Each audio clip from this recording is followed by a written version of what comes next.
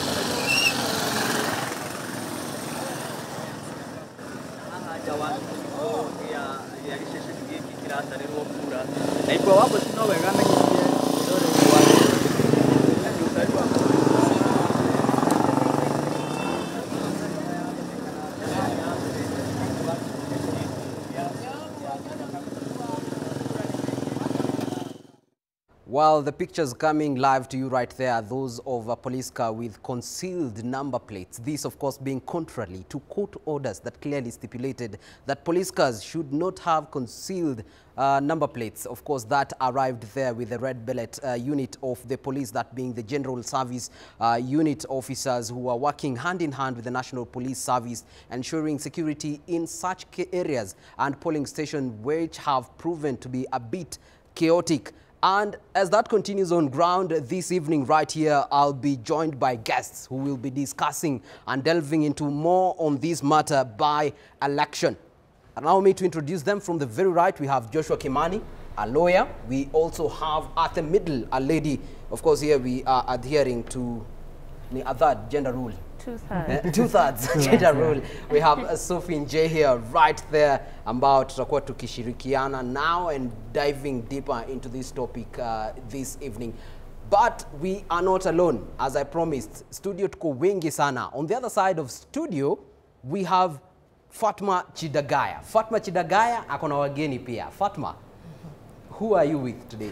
Thank you so much, Kagina, and for you, my viewer at home, thank you so much for sticking it right here on K24TV. We have been following the live coverage of the by-elections from the time the polling stations opened at 6 in the morning until now. But now we shift gears to give you a perspective of the voices that are shaping the future, the voice and the visions of the Gen Z. So whether you're scrolling, whether you're tweeting, or whether you want to hear it directly from the Gen Z's manifesto, you are at the right place. And of course, I'm not alone. I am joined by a group of very admirable and, voice of the future. I am joined by a bunch of Gen Zs, and I am going to give them the opportunity to introduce themselves. So obviously I'm going to start with the gentleman who is right adjacent to me.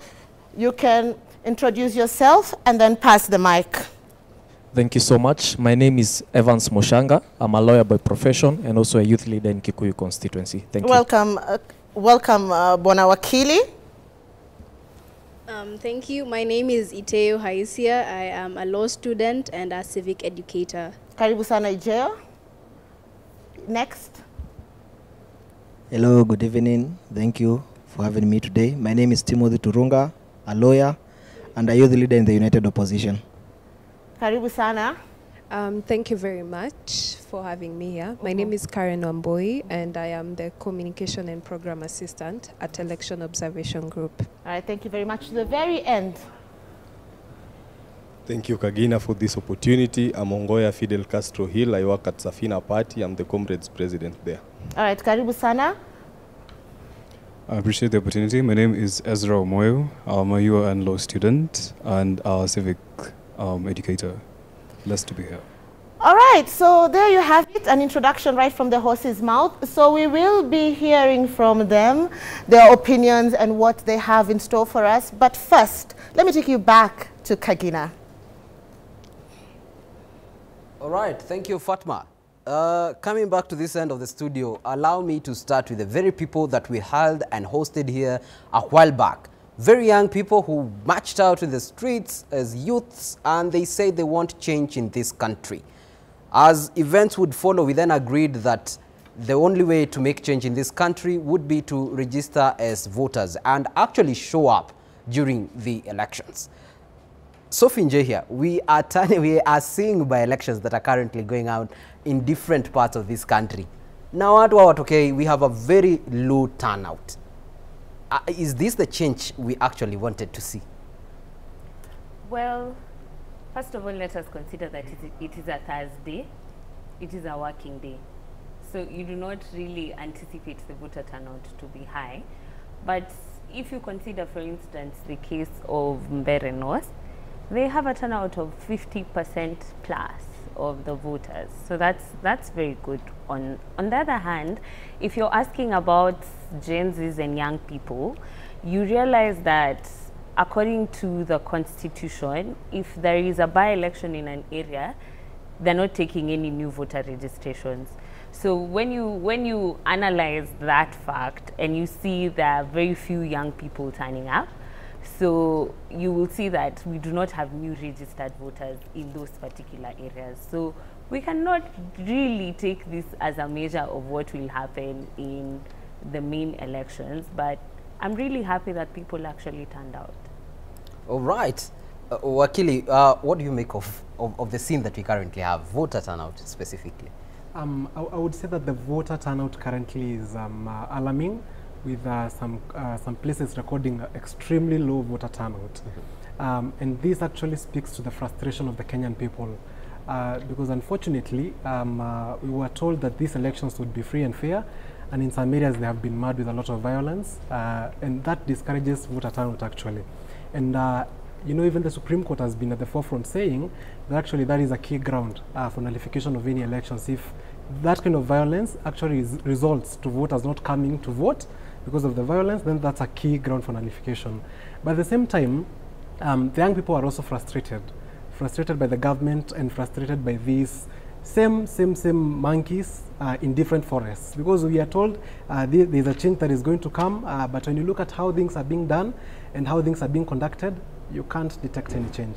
So I feel there's still a lot also we can do as young people, also sensitization of young people to continue registering. But as you said, there's still not that opening in those specific areas for new voters to come in. But definitely in 2027 it's going to be different. Yeah. Before we come to the issue of violence, back to the issue of young people. You know, Gen Zs and their seniors, millennials. From the people who showed interest in these respective positions, for example, the very hotly contested areas, we have, we'd say, a good share of representation of youth. But the conduct in these regions we are seeing, it's becoming a bit tense and a bit chaotic. Are we just seeing new monkeys joining the same forest and the other bunch of monkeys in your language? It is a bit tricky if you think about it, because unfortunately as a country we have not gotten to that level where we are capable actually of producing good leaders. I have come to admit that, though it is painful to admit it, because unfortunately we have these political oligarchs who are still controlling the people who we elect as leaders. And those are the key problems that I think we're going to discuss. Because you have the state, one, coming in with a lot of money from the state, that money that is part of our taxes. Then they pour it to the citizens, give a lot of money. We have, again, other leaders who have been accused of corruption, you know, gross corruption and multi-million scandals, again, coming into these campaigns, and they finance those campaigns very heavily. So that ensures that any young person actually cannot be able to penetrate to that race. Because I want you to imagine, Kagina, for example, a very young person. If you tell me to get like 100 million to bribe people, where will I get that money? I have not stolen any kind of that money. And we, unfortunately, as a country, are still not yet ready. The citizens are actually the problem. Because until that day when we will learn that actually the leaders the leaders that we choose are our decisions and they are a reflection of who we are, that is the day we will actually be a safe country. But we still have a very long way to go. I'll be coming back to, I have more queries about what you've said. But let me start with this one, where you've said that as a country, we have no capacity to produce good leaders. Sophie, as one who has consistently shown interest in taking up a leadership position, do you agree with Wakili here? I was actually cringing when he said we do not have the capacity to produce good leaders. It's actually a really sad statement coming from a student of the law and a fellow young person. I feel like really he's just shown me that we really have a long way to go. But in reality, good leaders are present. But according to chapter 15, IEBC is an independent institution. According to Article 88, IEBC is mandated to regulate, number one, what happens in the political parties. So they're mandated to actually sort of oversee the nomination processes to ensure that they are free and fair. They're also given the mandate to vet who goes on the ballot. And mark you, I said they are independent. So they are supposed to operate from a point of being non-partisan, being very non-biased to this conversation, in fact, apolitical. So the people who are failing us, it is not the citizens, it is the body that is mandated to decide who goes on the ballot for us to choose from. So you feel IEBC is failing Kenyans? It is failing Kenyans. In this by-elections, IEBC has failed Kenyans. Mamudende is an EACC, like he has been proposed for prosecution by the EACC. But really, I would really want IEBC to explain why his name is on the ballot, yet he is being proposed to be prosecuted for a corruption case, a major corruption case that involves a national referral hospital.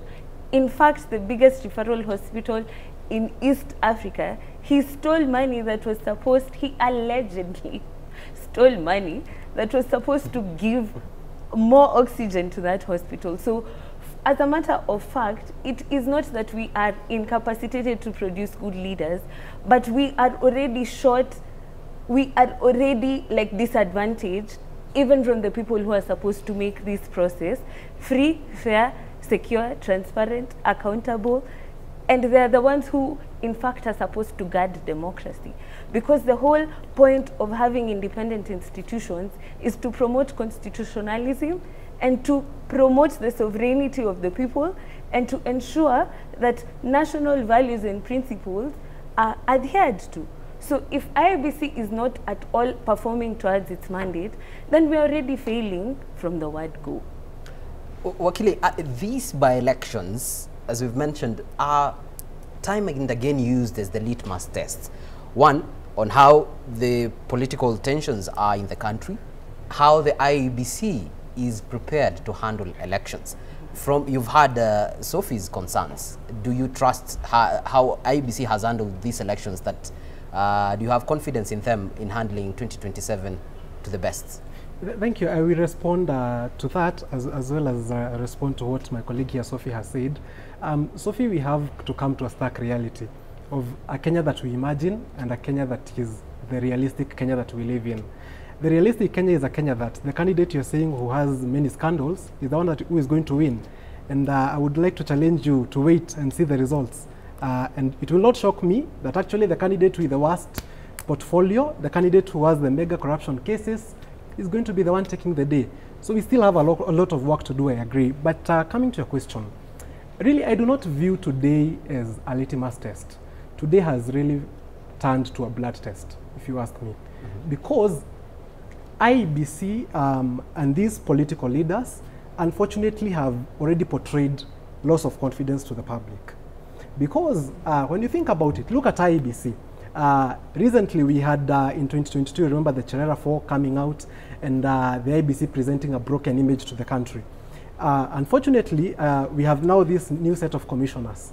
Even before they came in, you can remember we were raising questions about how they were appointed, how they were selected. The godfathers. Yes, you remember the godfathers, political godfathers came into the picture. And we were raising questions about that. And they had this one opportunity to actually portray strength as a commission and to actually regulate these elections very well. But I would give them a 15%. They have not been able to do well. Because if you ask me, look at these places. Violence, tear gas being thrown in stations, but no single real action has been taken. They just give statements and statements and statements. But Kagina, we must come to the reality that statements are no longer useful. What we need is actions as a country. Because what we have as a consequence of these people who give statements is bad leadership. Because, for example, I would have expected, for example, we have a clear case of someone who has been, probably is being planned to be prosecuted on cases of corruption. Then the ABC should put them on a waiting list.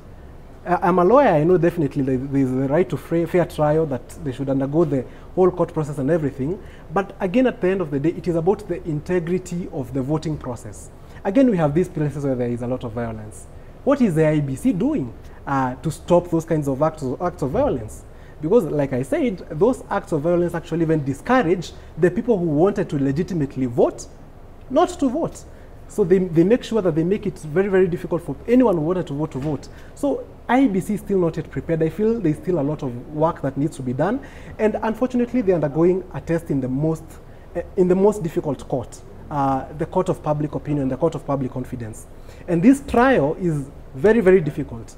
And so far, they have started on a very low note. So I don't know what they will do before 2027, but from this point, going onwards, I think the public does not have a lot of confidence in the IEBC. Well, just to remind our viewers that you can continue following what is transpiring in this country right here, where we are discussing and following up on the by-elections happening throughout the country. And you can tell us what you make of this by-election through our WhatsApp number, as well as through our social media platforms at K24TV, at Kameme TV, on all social media platforms. And just to go back to something that you mentioned, what is IEBC doing in regards to the violence that we're witnessing?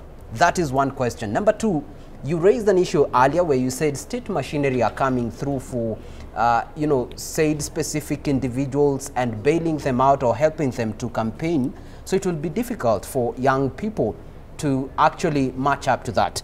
So I'll take you back to a while back where in Kasipul constituency, where IEBC did summon two of the leading contestants, that is Boyd Were and Philip Aroko, on violence, and actually fined them $1 million shillings.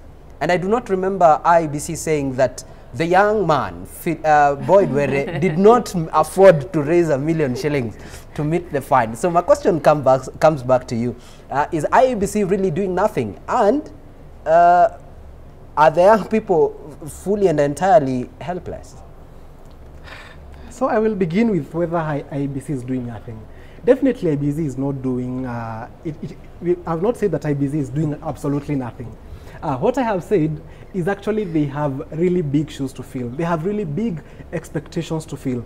And from their performance, if you ask me, they're not doing very well. Because, okay, it is okay that you have witnessed violence in these places, you have called the candidates, and you have fined them. But Kagina, what we need is real and actionable steps.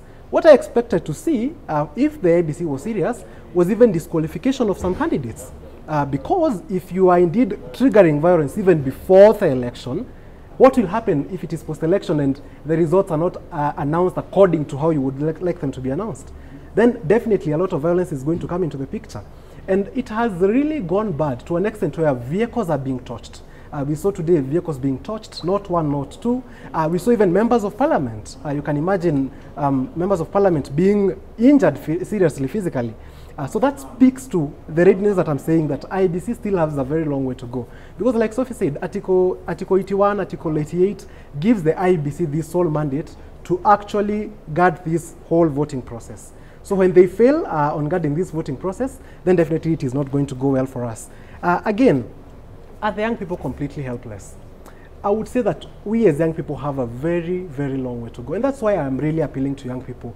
We need to believe in ourselves, and we need to uproot this culture that has actually grown in our country of political dictatorship. Political dictatorship in the sense that we expect these same monkeys to come and control who is going to be our next leader. Why can't we as young people believe in ourselves and actually say that we are going to run a bribeless campaign? We are not going to bribe anyone. Because if you say you want Joshua to bribe you, I don't have money to bribe you, then automatically you are saying that you need that person who has stolen money to come and bribe you. Again, then we commit ourselves to saying that we want accountability. We want good leaders who are actually able to deliver results for the people, because the people have concerns that are real. And IEBC, that's why I'm saying IEBC has a lot of expectations to fulfill. Because when we speak about good leaders that our country needs, these are not the kind of leaders who cause a lot of violence on an election day. I mean, I keep on laughing at a fallacy of the president saying that Kenya is heading to a first world country. It doesn't make sense. A first world country where we have this sense of this kind of violence on an election day, we still have a long way to go. So the young people are not completely helpless. What we need to do is to unite behind a common purpose. We need to chart a common path for us all. and that way our country is going to grow. All right, Sophie, young people, do you have the money? Do you have the muscle?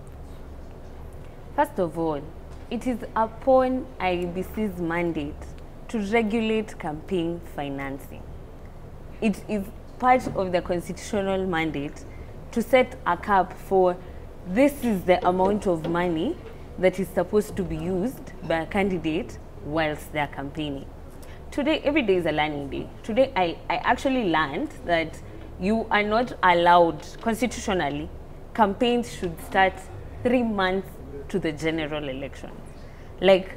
But in this country, we are campaigning 24/7, including the president, and using state machinery to campaign. So if at all IEBC was doing its duty, then money would not be a factor to me as a young person. It would just be about my agenda, about my manifesto, about what I have to offer to the people.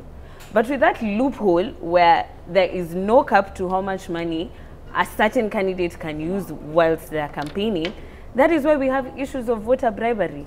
So am I ready? Do I have money as a young aspirant? No, I do not have money. So how am I going to curb that? It is in fact to involve my constituents and the people I want to represent in this process. How? I come to you and I tell you, this is my budget, this is my campaign budget. I need posters, I need t-shirts, I need fuel, I need people on the ground, I need agents, the agents need food. This is my budget. So help me come up with this amount of money to be able to move my campaign forward. Secondly would be, in each of my meetings, I come out and I'm open with you, and I tell you, if you're sincerely expecting me to give you money, I do not have the money to give. Because the person who is giving you money, their first agenda when they get to office would be to refund the money that they gave you during this process. So where are they going to get that money from? They're going to use your money meant for development, meant for bursaries, meant for health, to benefit themselves. So it is a matter of civic education. Whilst I am campaigning and my fellow young aspirants are campaigning, it is our duty to educate the public on the detriments that come with accepting handouts and allowing to be given money that essentially has come from your own. Because, for instance, the Auditor General just told us that State House has so far in the past 3 months used 4.3 billion, which is 2.7 billion on top of their budget, the annual, the budget for the entire year. And then you hear stories of 700 million being dished out in one constituency. So where has the 700 million come from? Then you hear stories of 300B disappearing from, like, are we that shallow that we cannot do the math? Where are these people getting the money from? It's obviously coming from us. I'd lastly like to say on the issue you asked my colleague here about the appointments issue. In fact, according to the Constitution, an IEBC commissioner should not be holding a state office whilst they're being appointed as a commissioner. But we have one by the name Anne Derito, who was the office, she was in charge of the register, she was a registrar of political parties, and she stepped out of that role once she took office as an IEBC commissioner. So if we are actually talking here, we should actually be talking about election reforms that should involve reforming the entire IEBC. I think that should be the beginning point. Kagina, can you allow me to make a small rejoinder? It will be very brief. Okay. Sophie, I think we need to focus on what we can do and not what we expect other people to do for us. What am I saying? There are so many expectations on institutions, on people, individuals, the president, and many other people on what we want them to do for us. But Kagina, today I'm challenging young people.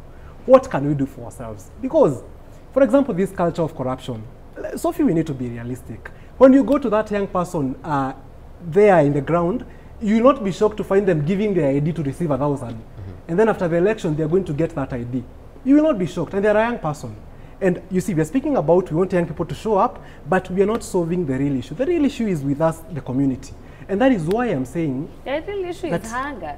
Young people are hungry. Exactly, and that is what I am saying. What can we do for ourselves in this What? case? Yes. So what can we do about our hunger? If But that's what you're trying to say. you need to understand that actually when you give out that ID, you are selling your 5 years. True.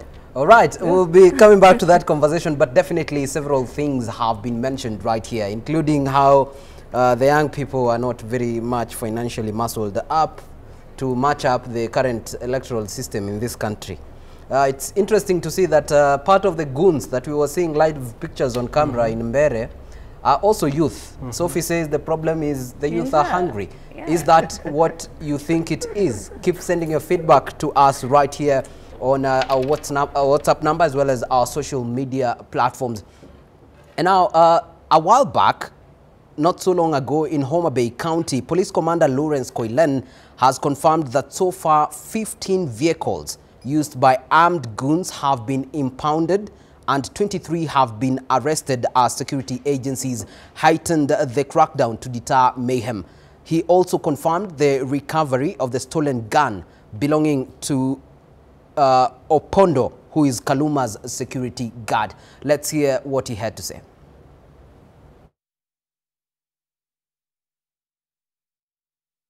My colleagues, good evening. My name is Lawrence Koilem. I'm the County Police Commander of Bay County. We want to appreciate the far we have gone in our exercise of providing security coverage, the by-election which was being held today at the Kasipul constituency. We started the operation yesterday.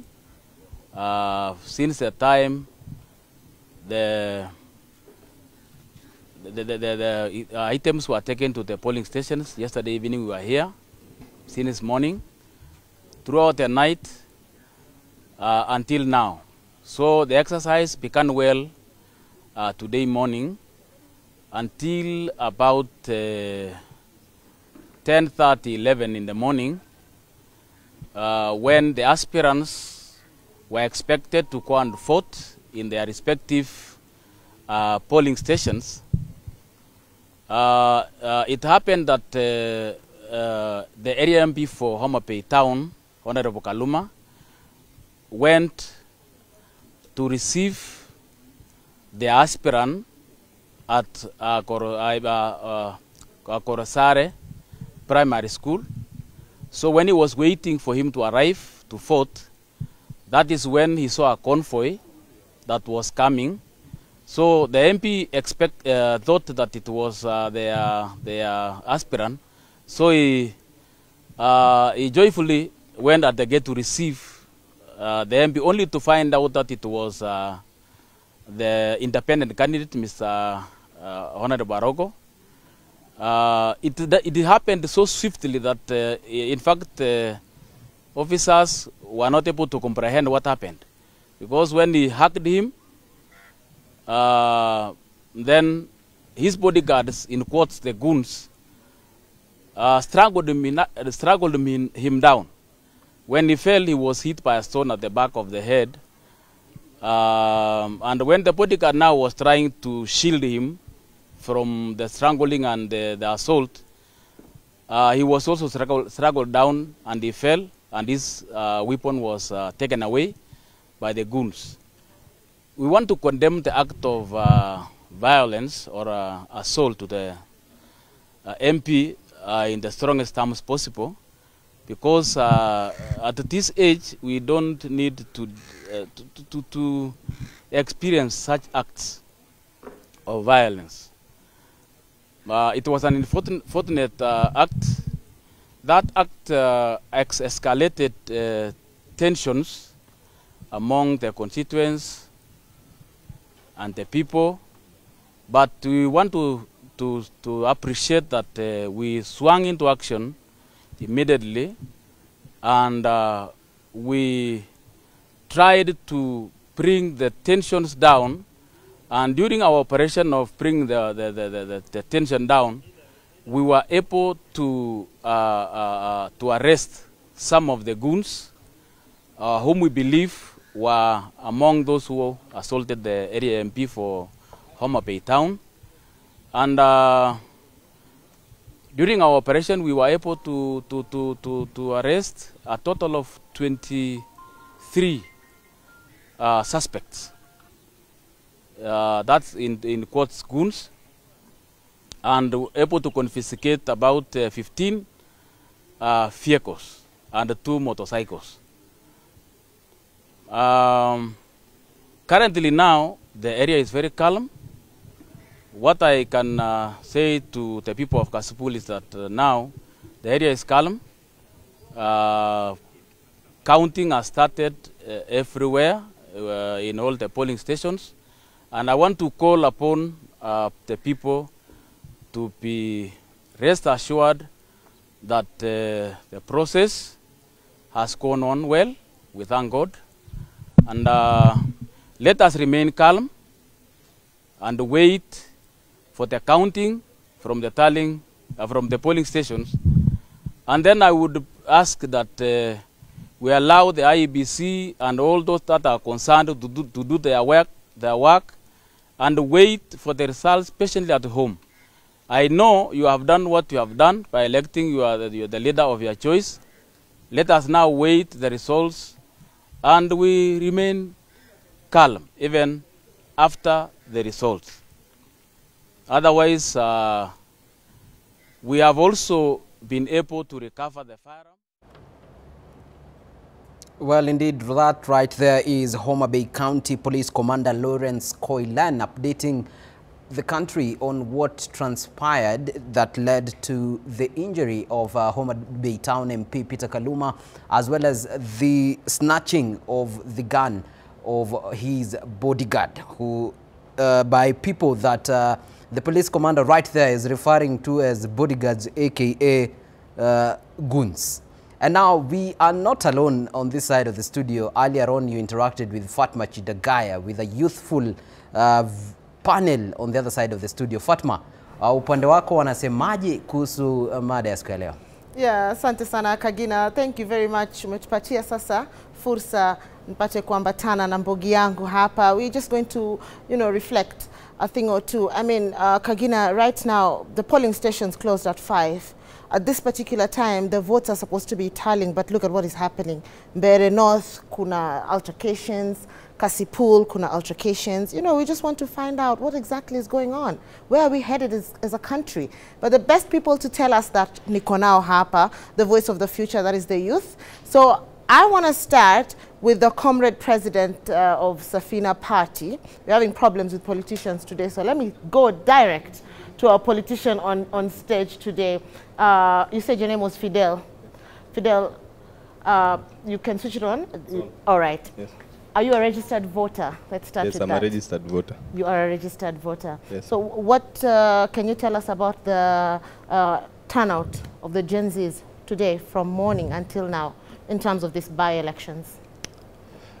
Starting with the by-elections, I can say that this is an incontrovertible litmus test to what we expect in 2027. And it shows you that unmistakably, this is a barometer of the national mood. It shows you where the country is headed. As we do this, this stands as a way of demonstrating that the regime or legacy politicians who are not working are headed towards their political twilight. Why am I saying this? It is a way of debunking how people will vote, as this is just a mirage. Going to Gen Z turnout, arguing with facts and statistics, we need to realize that once you are registered now, you cannot vote in a by-election. It can only happen that you vote during a general election. That is how it happens, unless you had registered early. So we do not expect Gen Zs to come and vote. But let us look at the percentage of by-election turnouts. The highest percentage Kenya has had is 56% in the last by-elections we had. So until we have the numbers we have, I cannot insinuate that the youths have not turned up, because we are blaming this thing on Gen Zs, yet they are not registered to vote for the by-elections. These people are gearing up towards the general elections. So that is one thing we also need to talk about. I've heard Kagina speak about goons. I usually say this, it's either you are wise or you are otherwise. If you hear a politician who is aligned to government saying that there is goons, that is someone who is otherwise. He does not have drops of wisdom in him. Why am I saying this? We were looking at social media in the morning, and you were seeing goons and related to MPs in Nairobi escorting people in Kasipul. It has also been called out by politicians and leaders such as Odoyo Widi that people who are employed in Homa Bay County, some of which have been arrested and their cases are ongoing, are the people who are leading goonism in Kasipul constituency. So these are acts that are perpetrated by these people we call leaders. Otherwise, their real names should be dealers. So this is one thing we also need to focus on. Let us not just blame the goons. Government has realized that people do not have money in their pockets. And it's for that reason that you cannot blame a youth who goes and takes money to do those heinous acts. That is why, as the youth, people who went out to the streets, I usually say this, even as we are conducting the by-elections, you went out to the street because you did not have money, simply translated to poor cost of living. The people you are aligning with, are they able to solve the mess?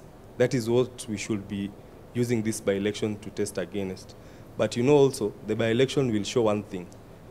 If the ratio to which the broad-based government and the opposition meaning we have a section calling themselves United Oppositions, and we have general Kenyans who are not interested in what the government is doing. They want a total overhaul and shift into the political system. Mm-hmm. If it turns out that this other side of the divide wins, given that ODM and UDA lose, then expect that Ruto will be going home on the last day he serves, not the morning. He will be home. That is his political toilet. So that's how we are supposed to be projecting this thing. Okay. But also, as I finish in a nutshell, Gen Zs who went to the streets, and not only Gen Zs, everybody went to the streets. If you do not have your ID, then you are just a joker. You cannot complain that you don't have food, and when you are going to the streets, you are just carrying water from home. Go take that vote of yours. All right.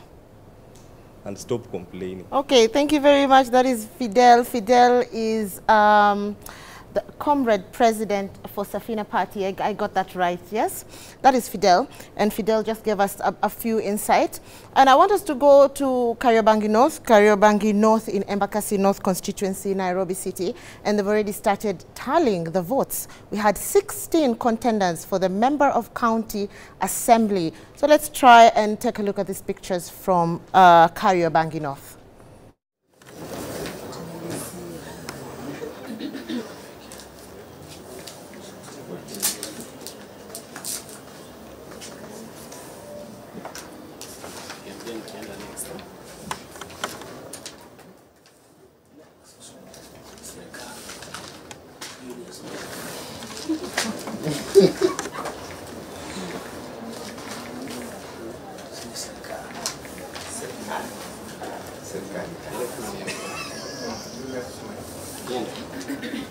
Next, Julius Minor Joker, UDA. Julius Minor Joker.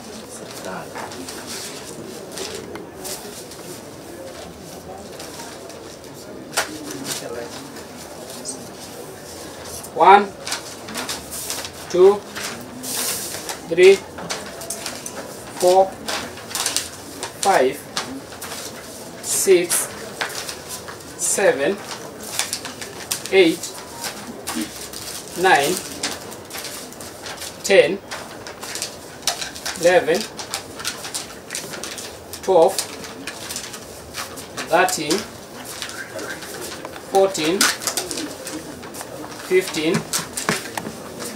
16, 17, 18, 19. 019 19.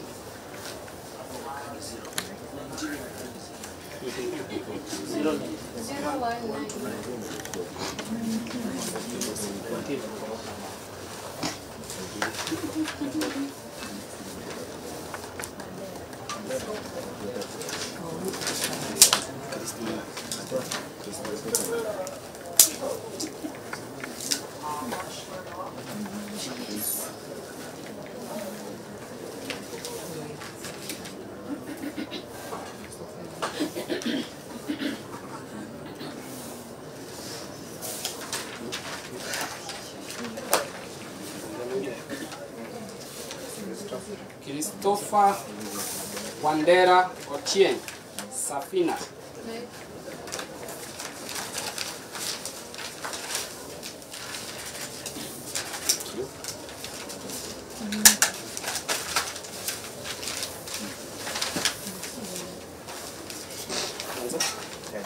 One, 2, 3, 4, 5, 6, 7, 8, 9, 10, 11, 0, 1, 1.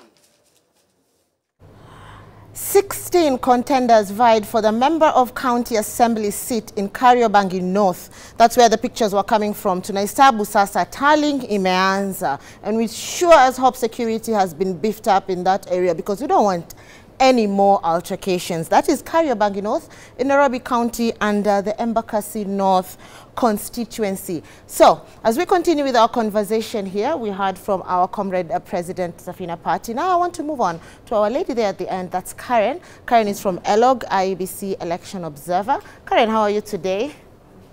Is your microphone on? Yes. All right, so that's very good. How are you today? Thank you very much for joining us, Karen. First of all, first question, are you a registered voter? Yes.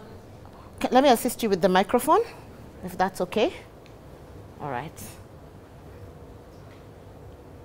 Okay. Sorry about that. Okay, Karen, now we can start. How are you? I'm fine. You're fine? Yes. And welcome to the show. Thank you so much. Are you a registered voter? Yes, I am a registered voter. Okay, now thank you very much for joining us, being an IEBC observer today. A lot has been said about the IEBC. The term being this is a litmus test for IEBC. Obviously, I'm not going to ask you to comment on IEBC, but I'm going to ask you to comment as a Gen Z for the fellow youth that you've seen today. The turnout was not very good. Yes, Fidel explained to us that many of them are not registered voters. Why do you purport that is? I'm not going to talk broadly, but I'm just going to give a view based on what you have gained as observers today. So one thing to note is, as ELOG, we did deploy a couple of observers in some region, not all. Some regions like Mbere North, Ukambani and Narok, and yes, the rest, I would want to say that we coordinated with some of the members of our organization to give us intel based on what they observed. And I think one of the biggest things that we did pick out, since I was part of the data center, meaning that we were the ones receiving the information based on what our observers were giving, is that based on the pictures and the videos we were getting, most of the people who are coming to the polling stations were actually old people, but that is not enough for me to say that young people were actually not voting. So one of the biggest deduction I can make is that the IBC has not given us segregated data on how many people were expected to vote in those regions, and what does this data look like in terms of gender, in terms of young and old people. Yes, so that's the only thing I can say as of now. All right, thank you very much. If you could just pass the mic to Ezra. Ezra, am I getting your name right? Yes. Karibu sana, Ezra. I appreciate it. Are you a registered voter? I am. You are? Yes. Yeah, thank you very much for joining the show. Karibu sana. Please feel free You can talk as freely as you want. This is a safe space. Kumbuka sini mambogi, sini maboys, sini mabeste, right? All right, so talk to me about today, the by-elections that we had from 6 in the morning until now. And the unfortunate bit is in areas like Mbere North, in areas like Malava, Kasipul, even in Magarini, we did witness some altercations. We did witness some problems here and there. Our very own public service, yes, Ruku was thrown out in Mbere North for attempting to, I don't know what he was attempting to do, perhaps to oversee the elections and all that. What is your view as a representative of the Gen Z, of all this that have happened today? Okay. In truth, there's one thing which we ought to understand. Every action in life is backed by incentive.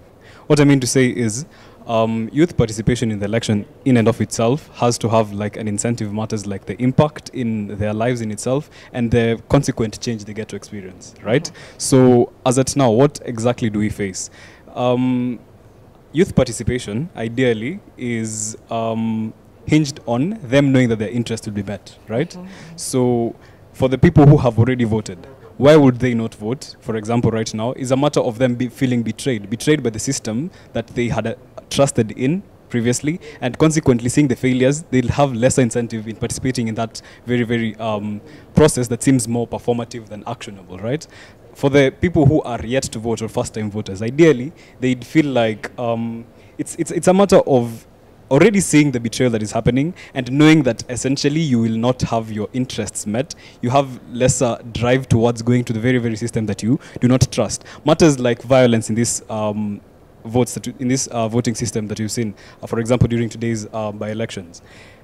The problem with being in our world is that we do not exist in a vacuum. There's this saying that it's no measure of good health to be adapted to a sick society, right? But it's circumstantial, and youth, as has been cited, are people who are really falling low, matters like, should I say, economic strength, right?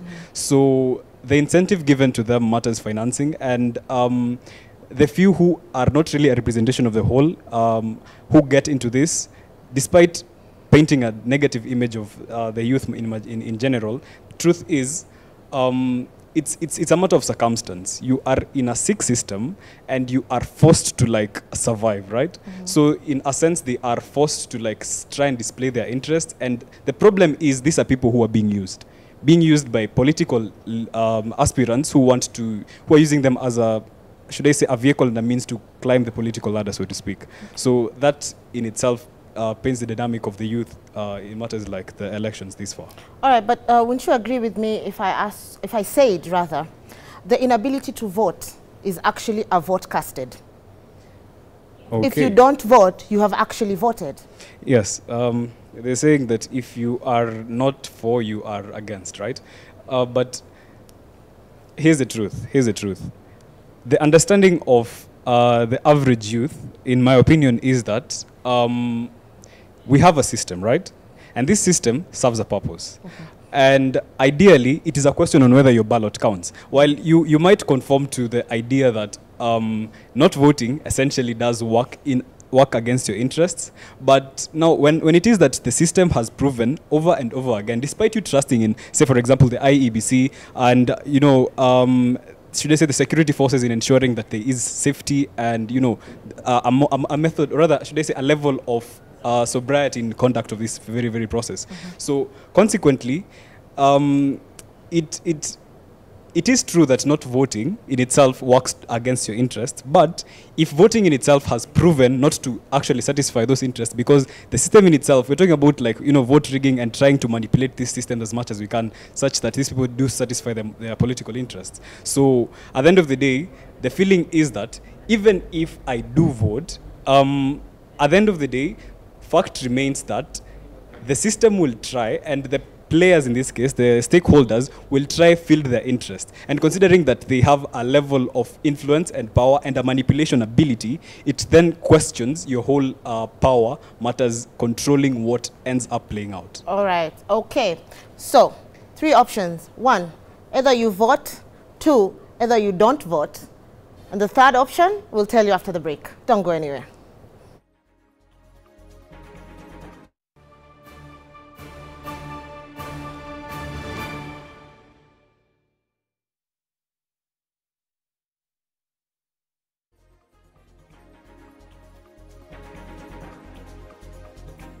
K24TV, our shared experience. This is AFCON, my friend. Everything is a competition. Everything.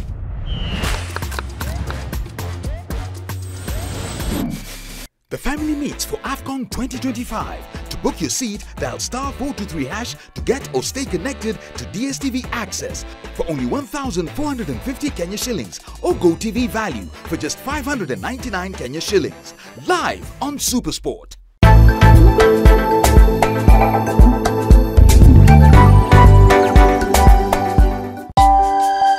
Proverbs 4:7. It says, in your life, get what? Wisdom.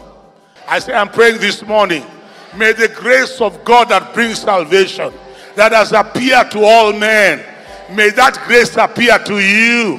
May God open your eyes that you may see that grace. Somebody say amen. From his fullness. Or what have we received? We have received grace upon grace. In other words, when you get one grace, don't forget there's another one available. Yesu afanyiwe shangwe na vigelegele. Hallelujah!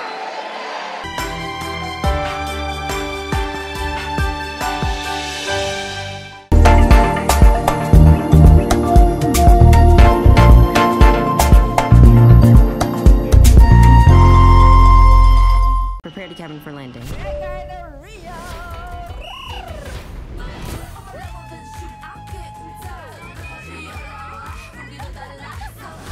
I hope there shall be no drum. Stop doing that! I was so excited to have you here. I would tell you, you're gonna get whooped again. Oh, he's coming. You will go. Ria, are you ready?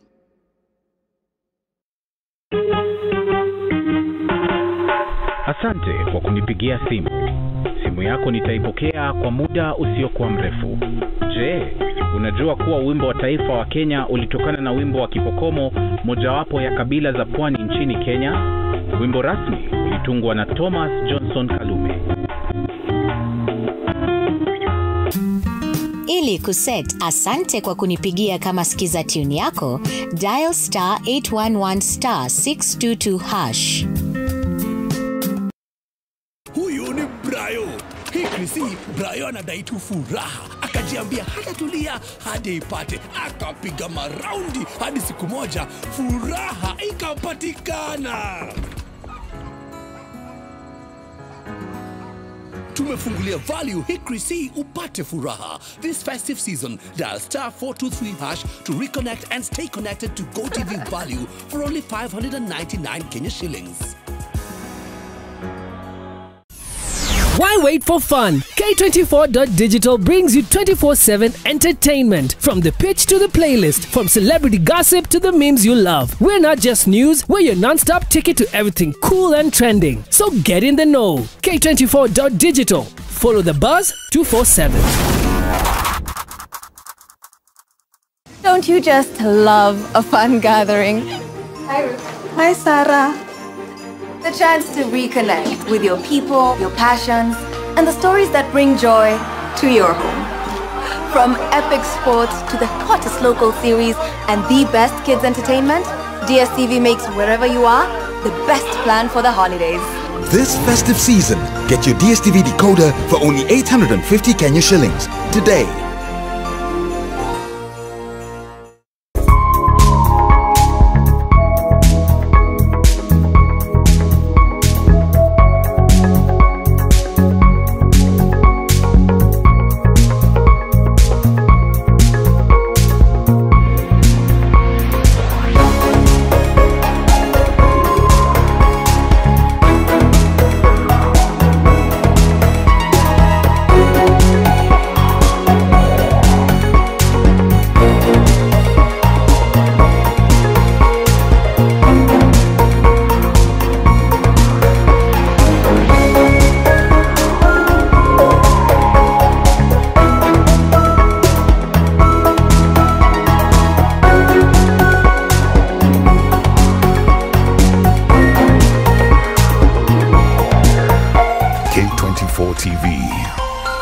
shared experience. K24TV, our shared experience.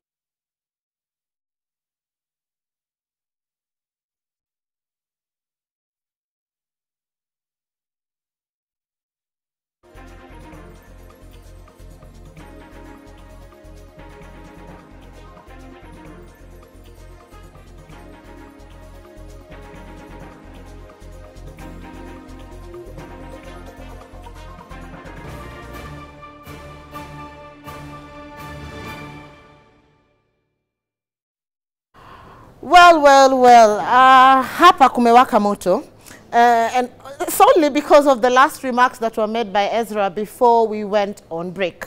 So we are asking 3 options. I thought the options were 2, to vote or not to vote, but Ezra is trying to present a 3rd option. So before we dismiss him, perhaps let's hear him out. Ezra, what is your 3rd option? Okay, now that we have really gotten the picture of what exactly is playing out in the minds of people, right? Now, question then becomes, what should we do in regards to solving this very, very problem, right? So the ideal solution, or the 3rd option now, is matters like getting greater civic education to the youth themselves, because I've already told you the 2 things that the ideas they have in mind, and how exactly the trend and the systems have proven to, you know, work against what they ideally want, right? So then after this, what we do advocate for is like greater incentive matters like youth. Okay, greater action matters like civic education. Second of all, matters like enforcement and the follow-up of this of how the frameworks actually do work. Because now, the moment we have tighter frameworks and better followable systems, we hence are able to have this input that is better. Remember that as people, we subscribe to leaders that are, you know, conform to our own ideologies and serve our interests better. And it's only right that we get a voice and a chance towards putting these people in power. And consequently, the systems that do this have to be followed in the right manner. And consequently, we have people actively contributing and not just being people who are, you know, out of the story. Point is, as youth, we have to acknowledge the situation as it is. Okay. Consequently, identify how exactly we can work towards bringing this country to a greater level. Okay, thank you very much, Ezra, for those sentiments. Hapa nimesimama next to Mwanacity. Mwanacity ana opinions zimejaa kwa kichwa, hata sijui tuanze wapi. Lakini kabla nimpatie microphone, I'd like for us to go to Magarini. Now, I understand Magarini, they've also started tallying the votes. Magarini is, the empty seat was for the member of National Assembly. Magarini pia ilikuwa na altercation mchana hivi kiasi. So let's look at these live pictures on air right now. That is directly from Magarini in Kilifi County.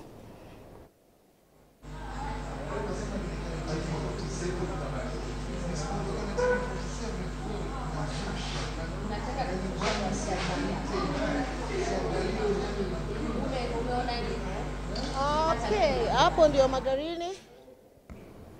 Magarini in Kilifi County. Kumbuka Magarini had 9 contenders for the member of National Assembly position, and they're beginning to tally any time now. Now, before tuende Magarini, Ezra alikuwa ametupresentia with a 3rd option. Unfortunately, kuna watu sijui kama wanakubaliana naye ama hawakubaliane naye. Lakini hapa mali nimesimama next to Mwanacity, alikuwa ana shake kichwa, yani like. So I don't know what she has in mind, but let me just give you the opportunity, Mwanacity, to explain to us, or rather, to talk to the people. Hi, everyone. Yeah, one thing I'll just say, the government has feared this by-election. And in the grow of everything, people wamesha lose, as like the fear is gone. As like the fear is totally gone.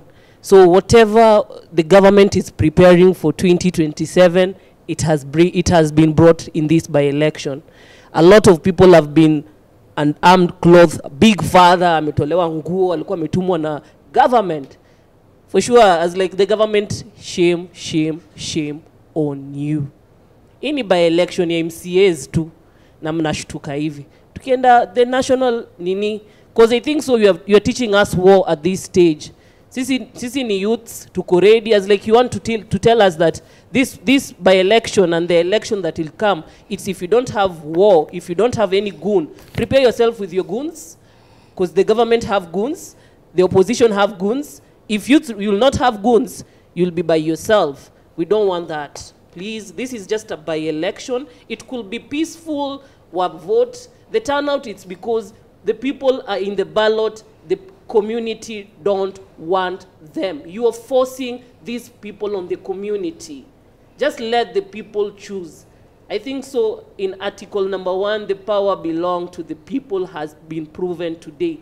And even if the IBC will announce the winner, if it will be a fair or it will not be a fair, no, there'll be something after this. There'll be something after this.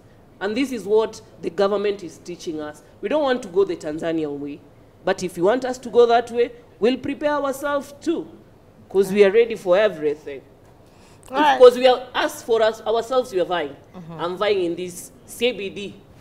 I'm vying 2027. So I'm trying to look for tactics that I'm not supposed to fear. I was born in a Muslim family, but I'm a Christian at the moment. But I do believe that people are born once and they die once. If I stay in the house, I'll die. If I come to the streets, I'll die. So I'm ready for everything. But you're not supposed to impose any leader. You are not supposed to impose any leader to the community. The broad base, the UDA, and everything. Please stop imposing leaders for us.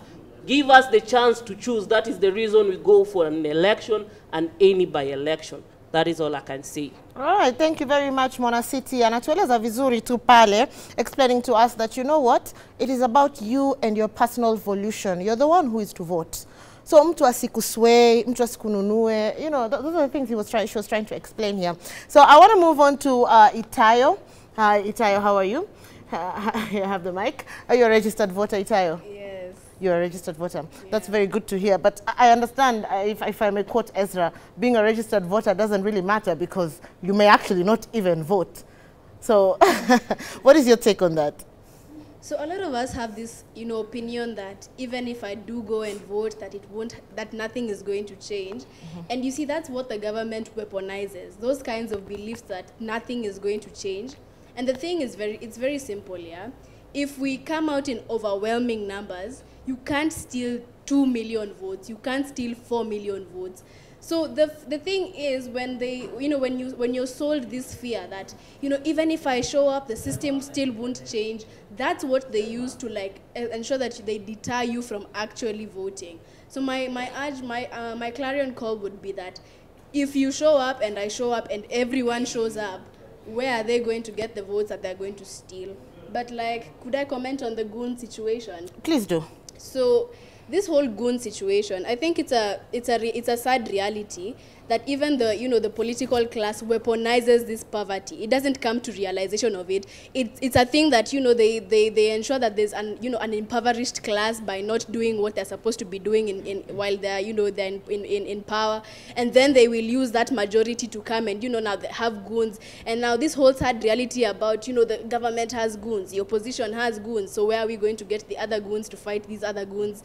It's like we have to come to a point where we are able to sensitize these, this impoverished class for whom 1,000 Kenyan shillings is such a big thing, so that they realize that they are in that position because of the people who give them those kinds of handouts and that kind of bribery. Yeah.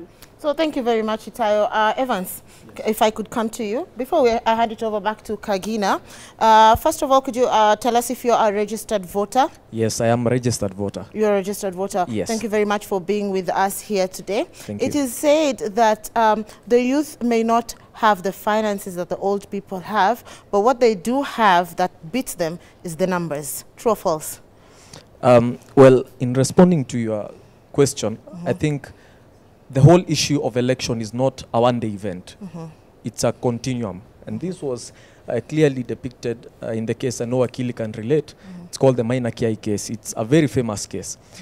You see, this thing, which we call campaign financing, there's actually a bill that is tabled in Parliament, and that it's supposed to curb the amount that you're supposed to spend in a campaign. So if at all the politicians have coined it to the one term and the two term, and they are using resources unregulated, then it means that the youths are being kicked out clearly. But you see, there are already laws that are pending in Parliament. And I always say that Kenya is not short of laws.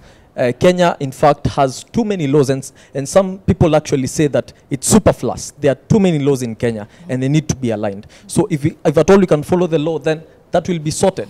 But aside from that, we need to also look at it from another perspective, that the voters have actually been fed with the mindset that elections are about money. And we have to vacate that particular point. If we need to reform our country, if we need to have a better country, we need to stop looking at the devil with the shortest tail. We need now to be very objective, so then we can focus on the angels that are above. We can focus on the Kenya that is supposed to transform to Singapore in years to come. We should look at issues objectively. If we look at, for example, how the campaigns have actually been coined, even in the 22 by-elections that have been held today, we are seeing a situation where, for example, in Mbeere North we have 9 candidates, but you only know of 2. Why? Because we have been accustomed to believe that it's either one term or two term. It's either this one or this one. But there are other people who are there who also have a good vision for Mbeere North, who have a good vision for Kasipul constituency, who have a good vision for Magarini, who have a good vision for Narok Town, who have a good vision for all these by-elections, for all these constituencies and wards that are there. But we are not in a situation where political parties and our political system is institutionalized. So to solve that particular issue, we need to follow the law as it is. And when we look at the whole array of laws that are present, we find the Political Parties Act. The Political Parties Act is very clear. It then says that, you see, you have to also allocate funds to these particular political parties. If you strangulate the funds that you're supposed to allocate to the political parties, then that means that there are people who have vested interests who are going to fund these people. And at the end of the day, as my colleagues mentioned, politics is about interest. If I fund you, then I expect you to feed me when you're there. I'll not feed the people who are supposed to be fed when I'm elected as a member of parliament or as an MCA. So all these issues are intertwined. And allow me to also comment on the issue of goonism and the whole issue of security. It's a sad state of affairs when we have goonism playing out, when you have our politicians, either camp, using goons to actually could actually control the outcome of the election, so to speak, to actually control the whole campaigning period, to actually say that, you see, we have the muscle, so you guys vote for us. We are the ones who are burning and torching cars. We are the ones who are doing this. We are the ones who have the heavy deployment of the police, who are helping the goons. It's a sad state of affairs, and we have to vacate that as a country if we also need to move forward. And the youth are actually coming out clearly. They are saying that we need to have a complete overhaul of the system. And if you need to have a complete overhaul of the system, then it means those people who are there as the monkeys or as the players who are currently present, and we feel that they're not serving the interest of the people, then let them get out and let us have new faces. So it's a whole issue, but we need to solve it. And the youths also have to take votes if we need to completely change the system in 2027. All right, thank you very much, Evans. And, well, at the end of the day, well spoken. I wish to just hear my gentleman there, Mr. Timothy. If, Fidel, if you could pass the mic, kindly. I wish to hear from you because you've been silent the whole time. How are you? I'm very fine. Are you a registered voter? Yeah, I'm a registered voter from the great county of Lamu. In Lamu? Yeah. That's amazing. I'm from Mombasa. Oh, Coastarians, eh? All right, so let's get back to business. Now, Evans has spoken here, and I want to reiterate something that he said. And he's explained that why is it that we have several candidates, but we are only hearing of a select few. In Malava, we have about 10 candidates, but we're only hearing of 2. In Mbeere North, we have 9 candidates. We only hear of 2. In Magarini, we have even 10 candidates, but we're only hearing of the 2. At the end of the day, somebody would actually equate it as saying, this is not even a battle of the people. This is political rivalry. Ni hawa wakubwa wanapigana na wakubwa, ama one party inapigana na party nyingine. So Timothy, today, help us understand, how can the youth assist this country, Kenya, moving forward, such that high-end executive politicians or big parties don't influence that person's votes? Okay, yeah. First of and foremost, I beg to differ with what he said, because depending on what they are saying, like the two candidates, winning an election is a process, and winning this election, there are things that you need to do for you to be popular, be a popular candidate. For example, let's say I'm vying in Lamu, right? So for me to be popular, I need like to interconnect with the citizens. I need to be like to invest in terms of communications, in terms of anything, like a lot of things. So when you see it like it's just those two candidates are popular, that means like they have resources. That's one. I'm not gonna deny that. But then another aspect is wanajituma. Unaona, kwa siasa lazima tujitume. Usipojituma, definitely you're not gonna win. That's not online. So there's something that maybe we said earlier in the show, that the youth don't have money. But then, as youth, what do we have to do to compensate for that? One is you have to just openly study your voters. Okay, what do they really want? How am I gonna approach ABC? How am I gonna approach this constituency? Where am I stronger? Where am I weak? What do I need to do? So once you answer those questions, now you'll know now, after you've understood your voters, you'll now know I don't have money, so that's my weakness. So how do I capitalize on that? How do I maybe work on something that will cover up my weakness? So first is, you're gonna go to the citizens, tell them, yeah, I don't have money, but when you take me to parliament, I have the brains. I'll make things work in this country. So you need to convince them. You know, that's one of the things that you need to convince them. So today, unfortunately, this morning, as a country, there was several instances, like for example in Malava, where Seth Panyako driver was stabbed severally with goons and all that. In Mbeere North, I witnessed where the speaker, Josiah Morethi, like early in the morning, dishing out food stuff just to influence people to vote in a specific line.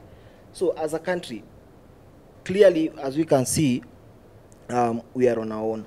But then, what I've realized, the government is trying to test their system, is the government is trying to test their power to see what can we do in 2027. They're trying to figure out what are the things that we can try to pull and maybe stop voters from voting. What can we do maybe to help us win, or rather help us rig? You know, those are the things that they are trying to do. They're testing their manpower. That's what is at play in this 27th today by elections.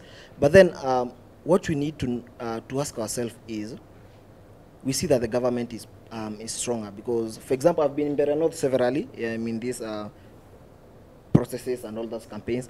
If you go to Mbeere North right now, it will be so hard for you even to get change of 1,000 Kenya shillings. These are the money that is supposed to develop our country. You know, this is our schools, they don't have capitation. But what are our leaders doing? They are going just dishing out, just to win a mayor, just one single MP position. You know, so what does that tell you? Our leaders' priorities are different. All right. They are not focusing on the citizens. Okay, misplaced priorities. Yeah. Fidel, I know you have something to say, but please, let me throw it back to Kagina. I know we all have opinions, and we all get a chance to speak. But let me throw it back to Kagina. Kagina, I'm bringing it back to you. Meanwhile, tallying is ongoing in various polling stations across the country, and hopefully we will bring you the results as soon as we hear them. Kagina, over to you. Before we left this side of the panel, we had a question of what is IEBC doing. I can confidently now say they are strongly condemning, and in the strongest terms. There is a statement here from IEBC dated today, of course, which is titled IEBC condemns election-related violence. And in the statement, IEBC says they have noted with grave concern the incidents of violence, intimidation and disruption reported in parts of the country during the by-elections, and condemns in the strongest terms possible the acts of violence, hooliganism, lawlessness experienced in some of these electoral areas. IEBC has further gone ahead to remind Kenyans, in goodwill, the people allowed, the only people permitted to be accessing polling stations after the polling stations have been closed at 5 o'clock, which is IEBC officials on duty, accredited party and candidate agents, duly accredited observers, the likes of Karen here, assigned security personnel, and credited media where applicable.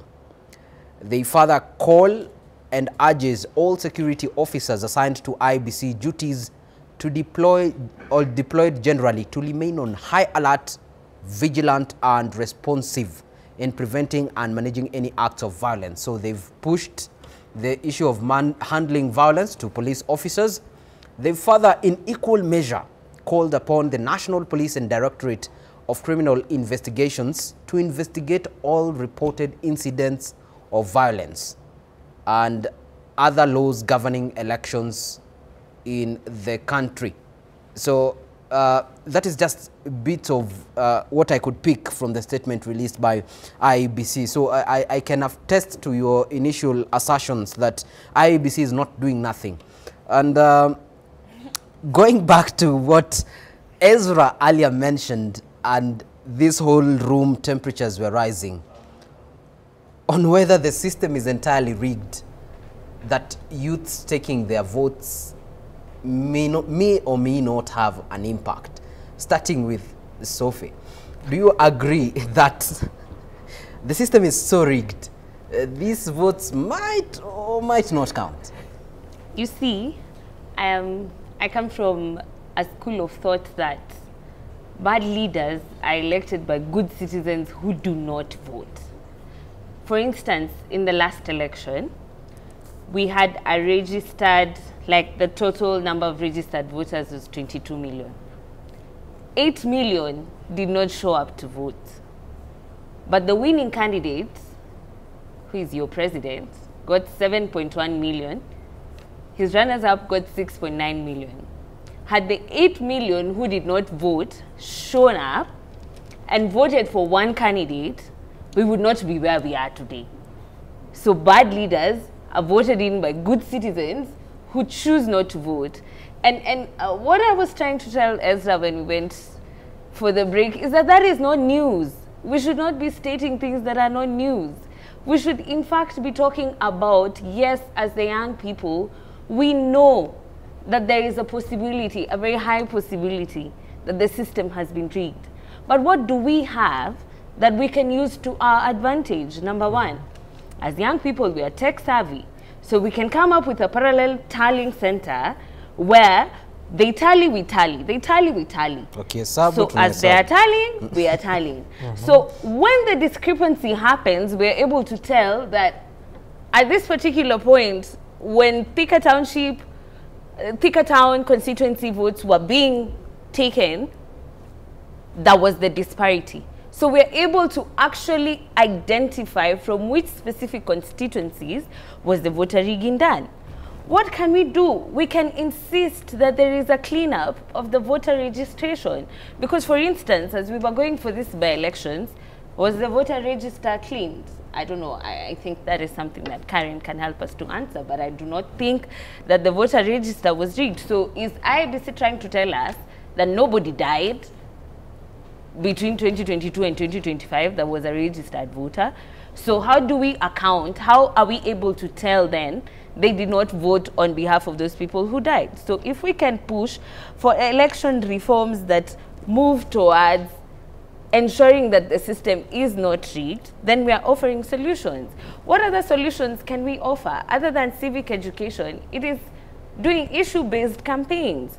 It is not going on top of a vehicle to just say one term and Ruto must go. No, it is talking to the people and telling them, hey, residents of Nairobi, your city is dirty. Are you happy living in a dirty city? No. If you want a clean city, wake up and vote. I go to the residents of Kiambu and tell them, we stayed 6 months without doctors in our public institutions. Within that period, we were mandated to go into our pockets and go and pay for hospital. How did we feel within that? What was our infant and our mother mortality rate within the 6 months? Are we feeling good about having to lose these people something that was preventable? No. Then wake up and vote. You see, if you address the issues that the people can relate to, then you're able to actually eradicate voter apathy.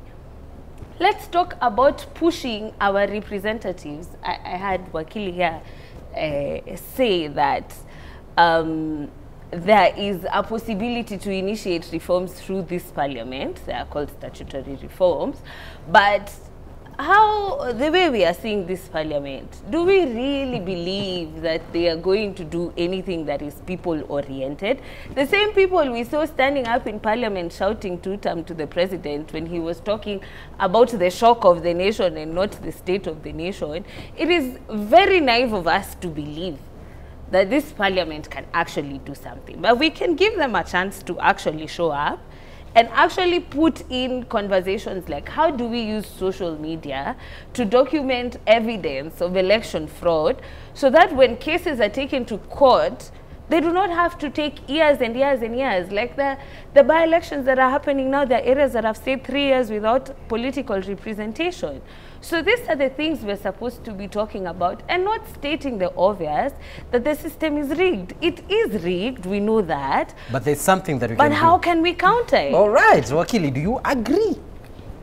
Yes, I'm in agreement with actually what Sophie is saying.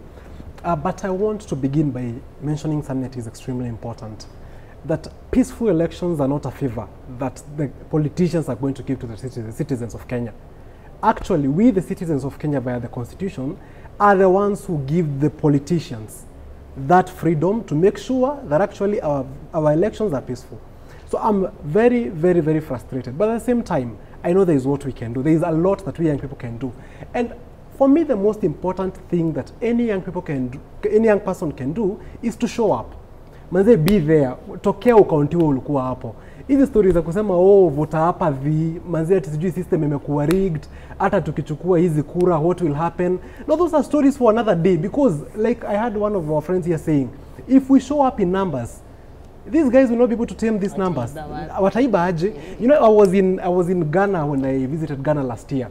And that was the situation that was there. People were extremely vigilant. You could see the young people following up, wanting to know exactly in detail how is the election going on. Because these issues of politics, I must say this because it is very, very important. Never say that you don't want to discuss politics. Because politics affects your everyday life. Politics affects this glass of water I'm drinking. Water may be too expensive or it may be dirty because of politics. Politics affects the cost of living for us all. Politics affects the roads we use, hospitals, schools, mention anything and everything. And that is why we as young people must be interested to participate in politics. And how do we participate? One, let us begin with sensitization. For example, we need to sensitize the few people here in this room who think that actually the system cannot work. It can work. We are the system. We are the creators of this constitution. The constitution begins with a very important message that we, the people of Kenya.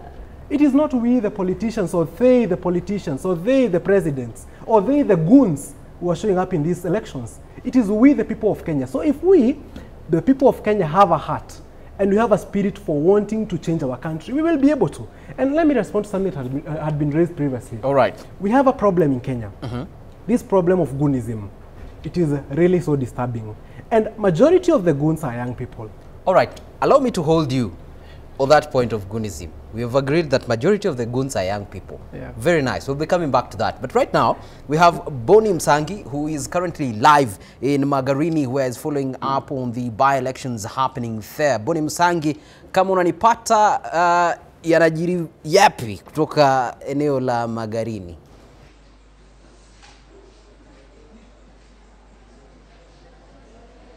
Naam, shukrani sana. Basi nipo katika kituo kikuu cha ukusanyaji wa matokeo hapa, ambapo ni mapimo, taasisi ya kiufundi ya mapimo, ambapo tayari basi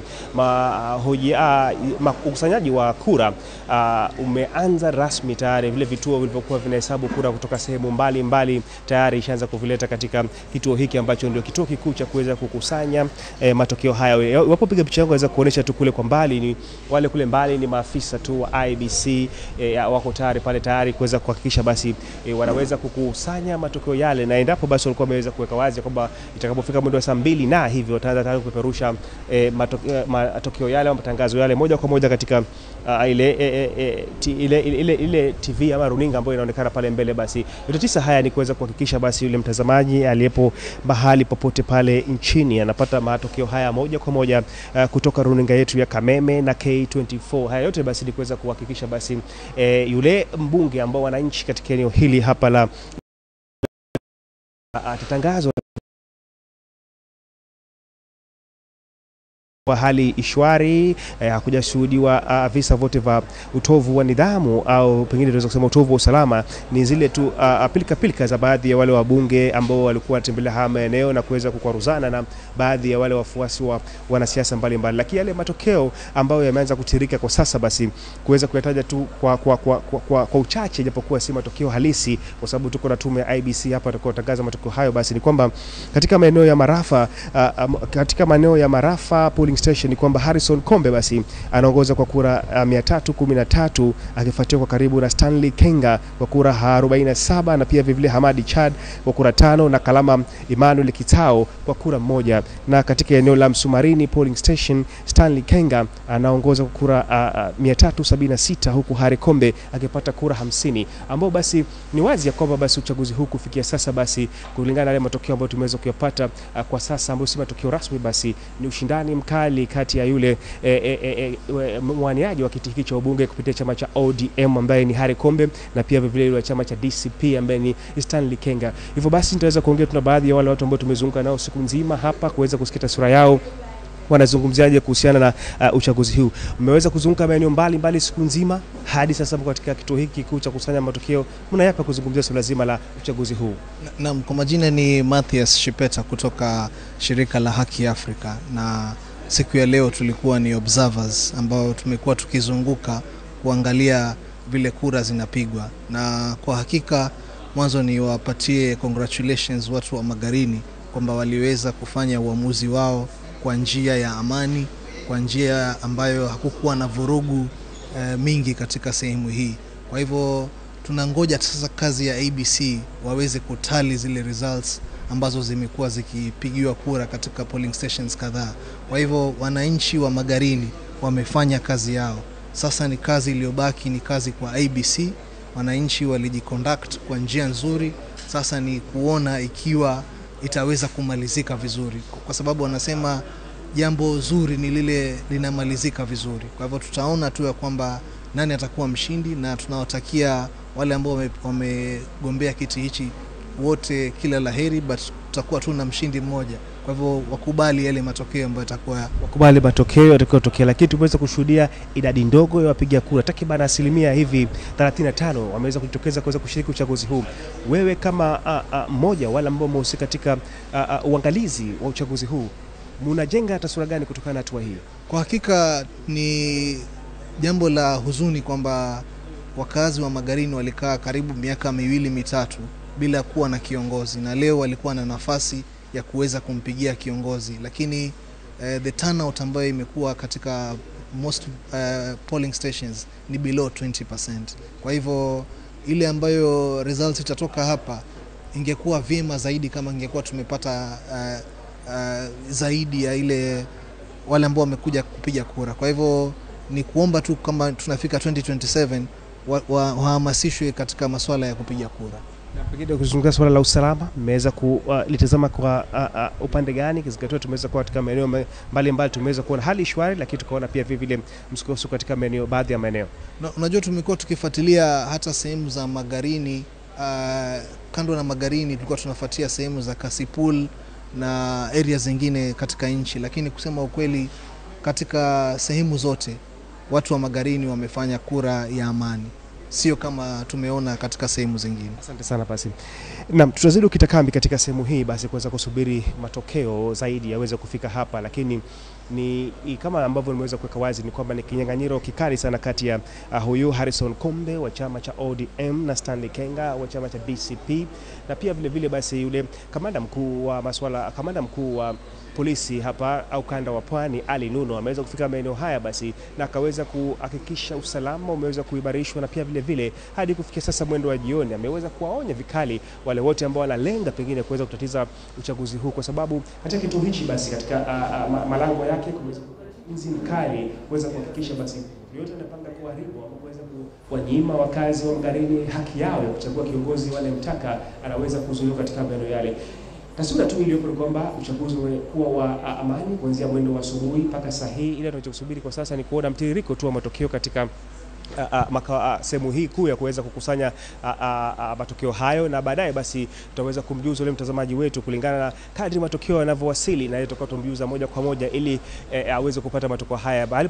Alipo tunamwambia asiweze kulala, bali aweze kutegea runinga ya K24 na Kameme TV kwa matangazo ya moja kwa moja yenye uhakika, na atakompatia taswira kamili kutoka gatuzi hili la Magarini, kutoka eneo bunge hili la Magarini, kaunti ya Kilifi. Jina langu naitwa Boniface Msangi.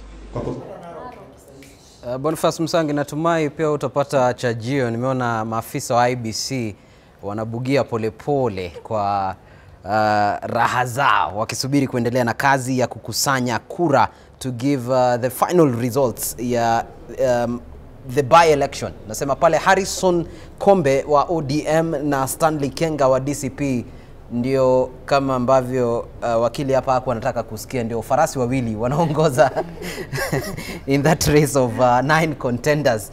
Lakini before going to Magarini tulikuwa tunazungumzia goons ambao tulisema kwamba hatujaona wakongwe na bakora wakitembea wakizusha. These are mostly young people. Earlier Sophie mentioned that this is because the young people are hungry. So we have clearly stated the problem, but it is you two and other panelists in this conversation that has been saying we need to create solutions ourselves. What can we do? So the young people are hungry. Tunaona wao ndio goons na wao ndio wana show up in most of these places, and because they are hungry, is there something that we can do? Ama we just let them be? Thank you. So I will begin by addressing the goons head on and passing a message. So to that young person who is a goon, that young person who takes arungu ama anachukua machete, manzi anatokea nayo kwa street, one, tunahitaji kumwambia ukweli. We need to tell them that you are not a hero because you did that. You are not a soldier because you did that. You are not a patriot. You are actually someone who is financing a political oligarch to continue stealing from you for the next 5 years. And actually tomorrow, that same goon is going to be an exhibit A. With their face is going to be exhibit A in an election petition. I can bet even tonight their mother will be frustrated and will be having nightmares of their son hitting old women with rungus, which is really, really a big shame.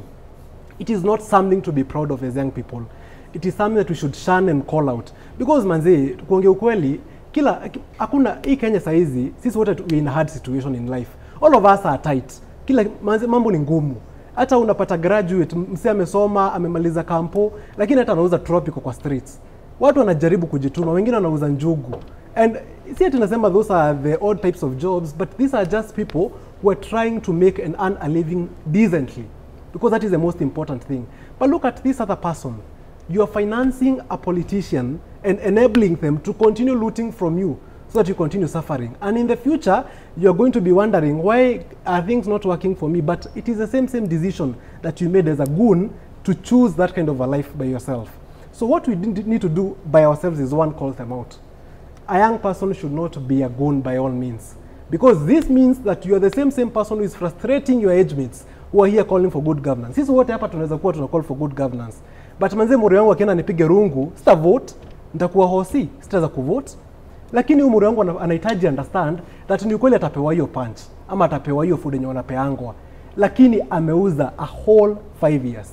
And this is the sensitization I'm speaking about. So to my fellow young people, I'm pleading with you from the bottom of my heart and even lifting my hands up and requesting, let us not be used by politicians.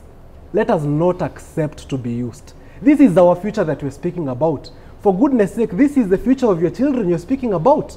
These old people wako na watoto washawalea. They don't have a future to look at. Manze hii ni future yetu tuna risk. Wewe ukitumiwa kama goon upige wenzako wasivote, literally it is a future that you're trading. Again, let me mention something that is very, very important. These politicians, you need to know that there is an awakening. You can tell in this room that all of us are speaking the same language. We are calling for good governance in Kenya. We are calling for accountability. And we are calling for an end to all this nonsense that is happening. And kagina acha nikwambie, it is the baby steps that actually get a child to walk. We are not stagnant. Let me say this, and it is extremely important. We are not stagnant. At least we are moving. We want to walk. Right now we are crawling. I know by the grace of God we will walk. And we will move from walking and we will start flying. And Kenya is going to be a better country. And it is upon us as young people to ensure that actually we hold each other's hands. Let us not, tusiachiliane mikono, like sisi wote tushikane mikono. When we say that we want good governance, let us actually mean it. Manze si kusema good governance uko hapo unapiga wazazi na mawe, uko hapo watu unapiga voters na marungu. That is not the good governance we're speaking about. It is not the first world country we keep on speaking about that mse kwa hapo na attack voters wenye wanataka kuregister. Ama wenye wanataka kuregister pia wanatakiwa in some places. And even the ones who are going to vote in a by-election are being attacked. I mean, we can have a better country and we are going to make those steps very soon. All right, kuna kitu umetaja that everyone in this room is speaking the same language. So allow me to clarify on this one. Mwana City earlier was so angry at the goons and how they are behaving in this country. Na akasema, oh, so government nasema nyinyi mnawaka na goons. Pia si tunaweza pata goons. Sophie, are you speaking the same language? I come from, like, when you raise your levels of repression, it is obvious that the levels of resistance will also come up. Action, reaction, simple physics. Turudi kwa goons, is there something that we can do? We can do something, and in my opinion, it comes from a change of mindset. How much do we love this country? How much do we love each other? We are used to a style of politics that is about hate. Even if you listen to the most recent campaigns, I dare you, nitapambana na wewe, nitakuaibisha, you know, like tumetoka kwa era ya mchawi, mganga, mlevi, like what we have seen and has become our norm is politics of hatred. And that is why goonism can thrive. But it's thriving because of our material conditions. But then you see, it all then comes back to governance. We have a government that has monopolized everything. Instead of sharing the work and government tendering and procurement services with the citizens, they have monopolized that to themselves. I'm sure mmeona leo we have 125 Kenyans who are richer than the entire population of Kenya. It just goes to show the height of the monopoly that is happening at this moment, and that is the source of our hunger. So we are hungry because these people have intentionally made us hungry so that they can weaponize us. So we have two options. Either we raise the bar so high that kama unataka nikue goon, kwanza unanipea pesa yenye naweza lipa nayo rent for 2 months. So hiyo ni 10,000 for 2 hours. Si ati unaenda kukua goon unapewa punch, tena unapigwa mzee mzima na kitambi, unaibishwa uko uchi mbele ya watu for 1,000 shillings. Hapana, at least hata ukipigwa, hata ukiaibika, hiyo pesa inaweza kupeleka hosi ama hata inaweza lipa rent. Second option, it is just to say no. It is to love your country more than you love the money. Because really, the short-term thinking, hiyo pesa itatufikisha wapi? How far will it get? So our problem really is we live in a country that is so capitalistic that only a few people feel the need to benefit. So number 2 would be then to bring, and I've said this before on this particular show, that as Kenyans, we need to commit class suicide. Class suicide is wenye wako hapa juu wenye wanaitwa bourgeoisie, wenye wako hapa katikati petite bourgeoisie, na wenye wako hapa chini proliferate. Wakuje tu wote pamoja waamue hii Kenya ni yetu, and we will all work together. So the people who are here on top, they will finance our campaigns. Sisi wenye tuko huku chini watatupiga boost. Tutaweza kucampaign, tutaweza kuzurura tukiambia watu, tukifanya civic education. Then sisi proliferate wenye we are the working class, wenye bado tuko chini, low class, tuko na time, tuko idle, hatuna jobs. You get? Like if we all just bring the entire machinery together, it can work. But finally, the possibility of class suicide is now possible. Hata Kilimani ni kuchafu, Kileleshwa ni kuchafu, Runda ni kuchafu, kuna giza, Thika Road kuna giza. Like the entire problems, they are now not only meeting the people of the lowest class, but they're affecting all of us. So there is hope that we can now all work together, all classes of Kenya, and that is how we can defeat that issue of goonism. All right. And still on the same note, you know, with this country, we've had several concerns when it comes to elections. Number one is the question of whether it's a peaceful election, and number two is whether it's a free and fair election. So of the two, which one do you think as a country we are going to achieve first? And can we achieve both?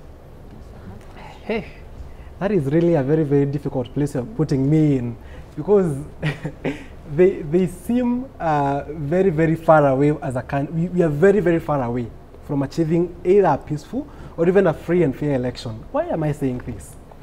A peaceful election, it is manifest as we are speaking here. Goonism all over the place. Like, these people have ensured that if you're not in these goonism systems, you're not going to survive. Again, look at situations like we're having police officers being used by the state to protect the interests of the state. Is that the ideal situation that we should be in? No, it is not. Because police officers, their primary work is to protect the citizens. But now here, they are protecting the interests of the state.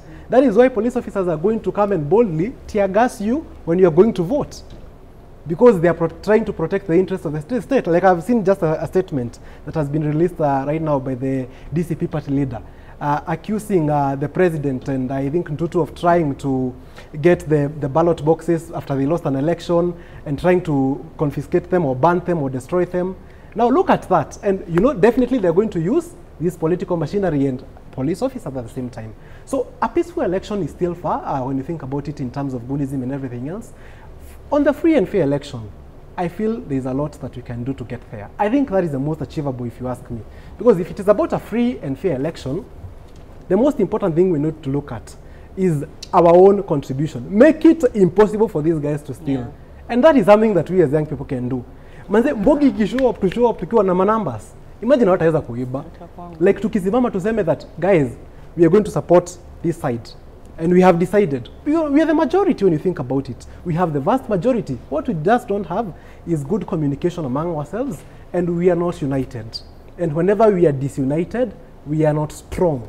And that is what we need to understand. That we as young people, the most important thing that you can do for country, if you're a patriot and you're listening to me today, is to be united with your fellow young people in this agitation for good governance. Be united with your fellow young people in calling out these people who are holding our futures hostage. Be united in calling all these young people, all these people who are destroying our hospitals when you are looking at them. These people who steal day and night, they plunder public resources, and then they come and bribe you with that money. Don't fear to call them out. Don't fear to call them out. And Sophie, I must say something, and that's something I have heard constantly, and I like dismissing it on point. E-culture tokenism to create it is very dangerous. There is no small and big bribe. There is no small and big bribe. If you can be given 500 shillings to become a goon, tomorrow you'll be given 1,000 and you'll not vote. That's true. Because you cannot tame a greedy person. We as young people, if we believe in a good cause, manze tunaweza survive. God has kept us alive for all these years. He's not going to stop our future simply because ati hiyo thao wenye ulikuwa unataka kupata kwa politician utapata. God is the one who has our futures, and we can make it happen for ourselves. So why don't we believe that actually it is possible to change this thing? Kwa nini usichukue hiyo token? Kwa nini usikatae kuchukua hiyo token? Why don't you tell that leader no?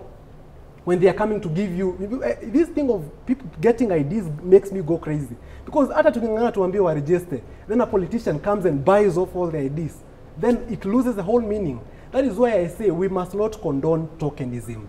We must not. All right, so unasema goons wasipandishe red card. No. Wasikubali kazi Wasikubali in the first kazi. place. Retire. All right, interesting conversations we're having right here in regards to the direction the country is taking on matters election, uchaguzi na vile kunaenda. Lakini kwa sasa we have pictures coming to you live from Malava of votes being counted in that hall right there. You can definitely see there's those who are following up from our end facing the front, and IBC officials are on the front on that end following up on that hotly contested election right there in Malava.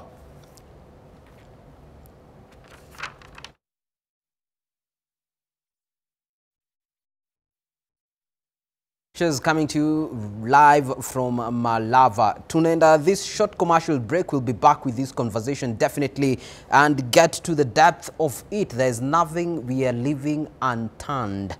Usiende mbali.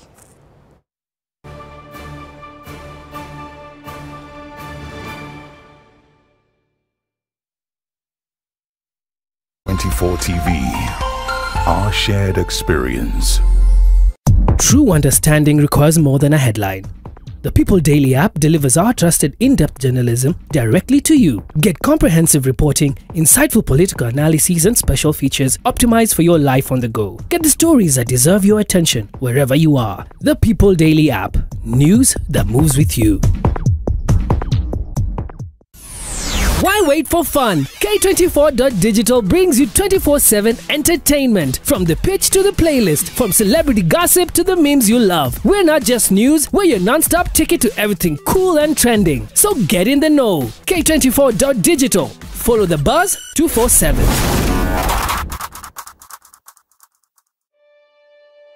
Kote nchini mbele tuendelee.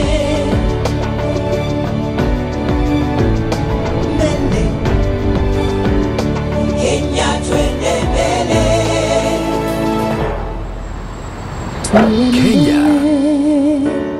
twende mbele. NCBA, go for it. Watu wangu, sasa sijawaambia. Si nimebeba pen kwa pen. Lakini sasa kiti inarukaruka, kiti inarukaruka. Sidema amejaa makashuka. Shukisha. Sasa acha hiyo. Jana nimenyeshewa, sema kunyeshewa. Omi! Hey! Mimi nakwambia kama si jaketi yangu kufura kama balloon. Mimi ningeenda. Hapana. Shida si bike. Shida ni oil ya bike. Eh? Shikilia hii. Hey, Johnny! Kaende!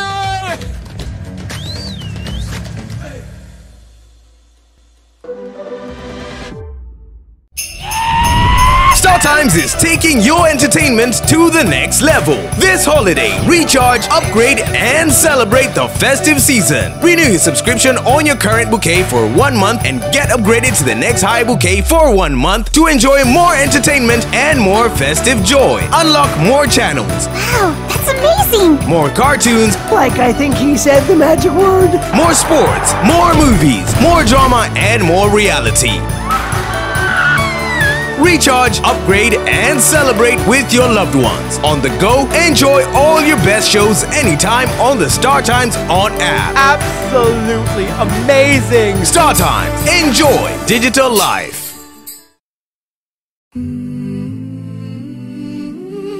Kuwa Mkenya ni kujitambua. Toka mwanzo hadi leo tumekuwa pamoja.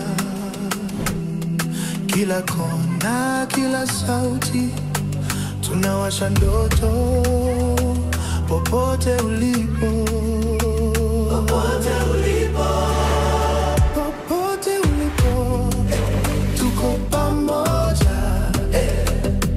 Toka pwani hadi nyanda juu, kila moyo unasema tu asante kwa miaka 25.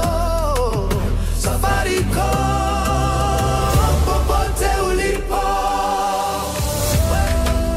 Na kesho kama leo tutakuwa pamoja popote ulipo. Safaricom.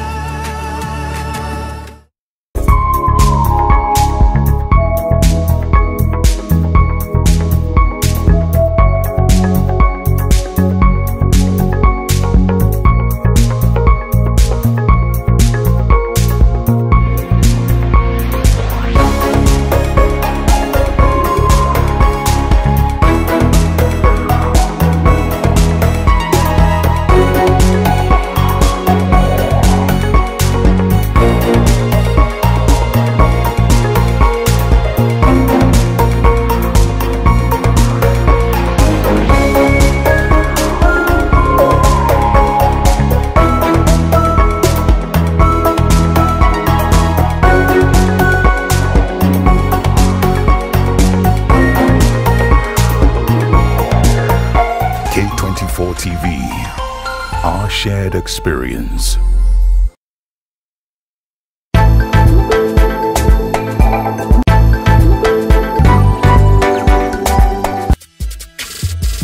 You don't wear it, you live it, breathe it, become it. Ayanda Inside Fashion takes you on a trip through one of SA's most vibrant industries. From design to the final look, join me, Ayanda Nhlapo, as we do fashion.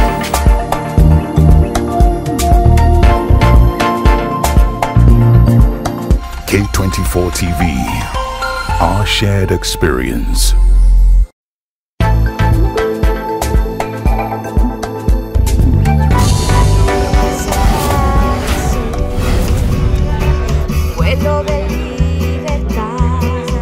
Irene has wanted to sing all her life, but she was born in a place where she had to fend for herself and fight to achieve everything she wanted. I cannot believe you want to follow the footsteps of that drunkard. That guy is not an artist. You better give back the money that you owe us, or else your daughter's gonna get hurt. She doesn't care if she must go through everything and everyone to defend the people she loves, her own life, and her dreams. I told you to shut the hell up. Just calm down. She's a woman who's willing to give everything for her dreams, and nothing's going to stop her. I'm Irene Romero. Nice to meet you. I'm Joaquin Herrera. In her heart, she believed. She fell in love with a good and honest man. Brother, you're back! Alba! Boss, this is a stolen truck. So what, do you have a problem with that? To save the life of her missing sister, she had no choice but to work with criminals. No.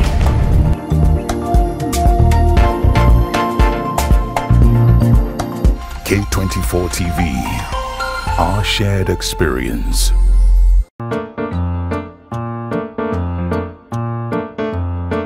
Kids.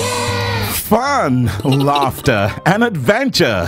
From cartoons that spark the imagination to stories that inspire young hearts and minds. And I've come here to discuss about unity. Are you ready? Yes! We've got the little ones covered. Safe, exciting, and made just for kids. I'm bored. I've got nothing to do. Yeah, I'm so bad. Before I get out of an elevator, I touch all the buttons. The escapades never stop on K24TV. K24TV, our shared fun, our shared experience. K24TV, our shared experience. K24TV, our shared experience.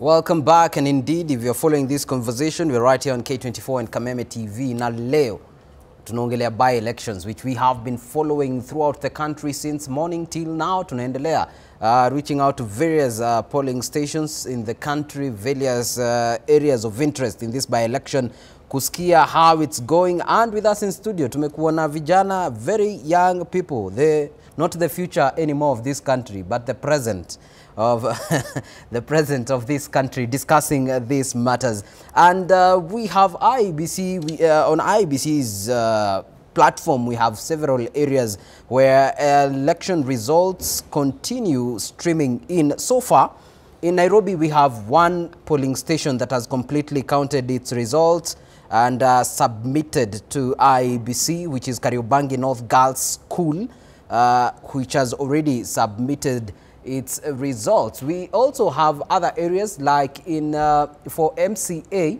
we have counties like Turkana which have successfully submitted results from one polling station, which we believe, let's get to the end of it and see the details of it, even as the results continue streaming in slowly by slowly. Hopefully we will be having most, if not all, the results from these polling stations by the end of the day. In Turkana, we have Turkana West, Nanam. It's the position of county MCA, that's an MCA. We have Lokwe Waterpoint, who have already submitted at least 100% of their results. But in general, we have about 0.9% submission in general. 0.09% of the results have been submitted, which is at least 2 out of the 2,345 polling stations that were involved in today's election. And with me right here, of course, we'll be diving deeper into these numbers as they continue streaming in and updating you on the actual results in these actual specific locations. With me here is a statement from ILOG, the Elections Observation Group, which I will be delving into shortly after engaging Seymour, who is currently on standby. Seymour, if you can hear me, give us the latest from where you are stationed today and how the elections indeed are unfolding there. But even as Seymour preps right there, it is important that I highlight a few observations right here by ILOG, which is among them is that in the 24 areas that were having by-elections, there were at least 178 candidates that did show interest. Out of the 178, only 16 of them were women. That is about 9% of the total applicants. As Njehia will agree with me that this has not attained the 2/3. No, it's not even. It's far from close. And we also have a few more issues that have been noted, which we'll be delving into briefly before we head to where Seymour is. Seymour, if you can hear me, kindly bring us up to speed to the process of these by-elections and the counting of votes where you're currently at. We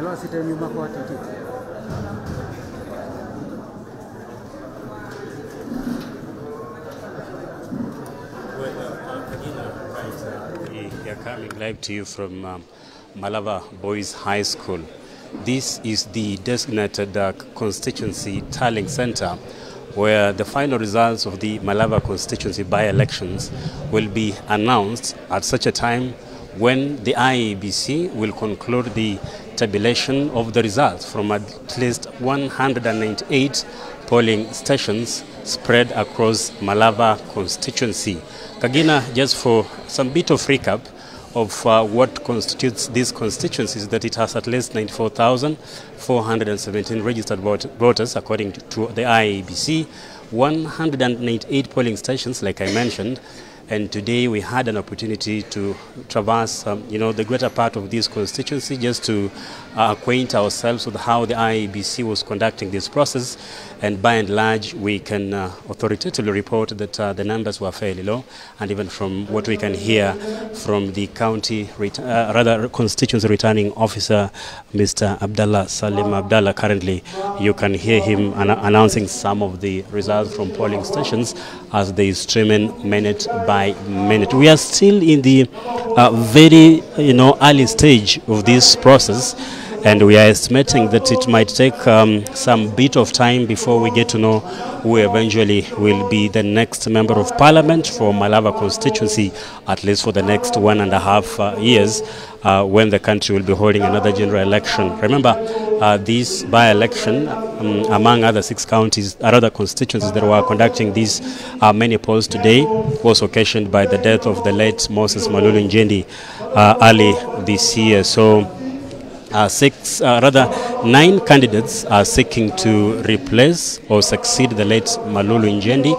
Of the 9, 6 had actually bowed out of the race prior this day or some few days to this material day of voting. So basically we were left with 6 in the race.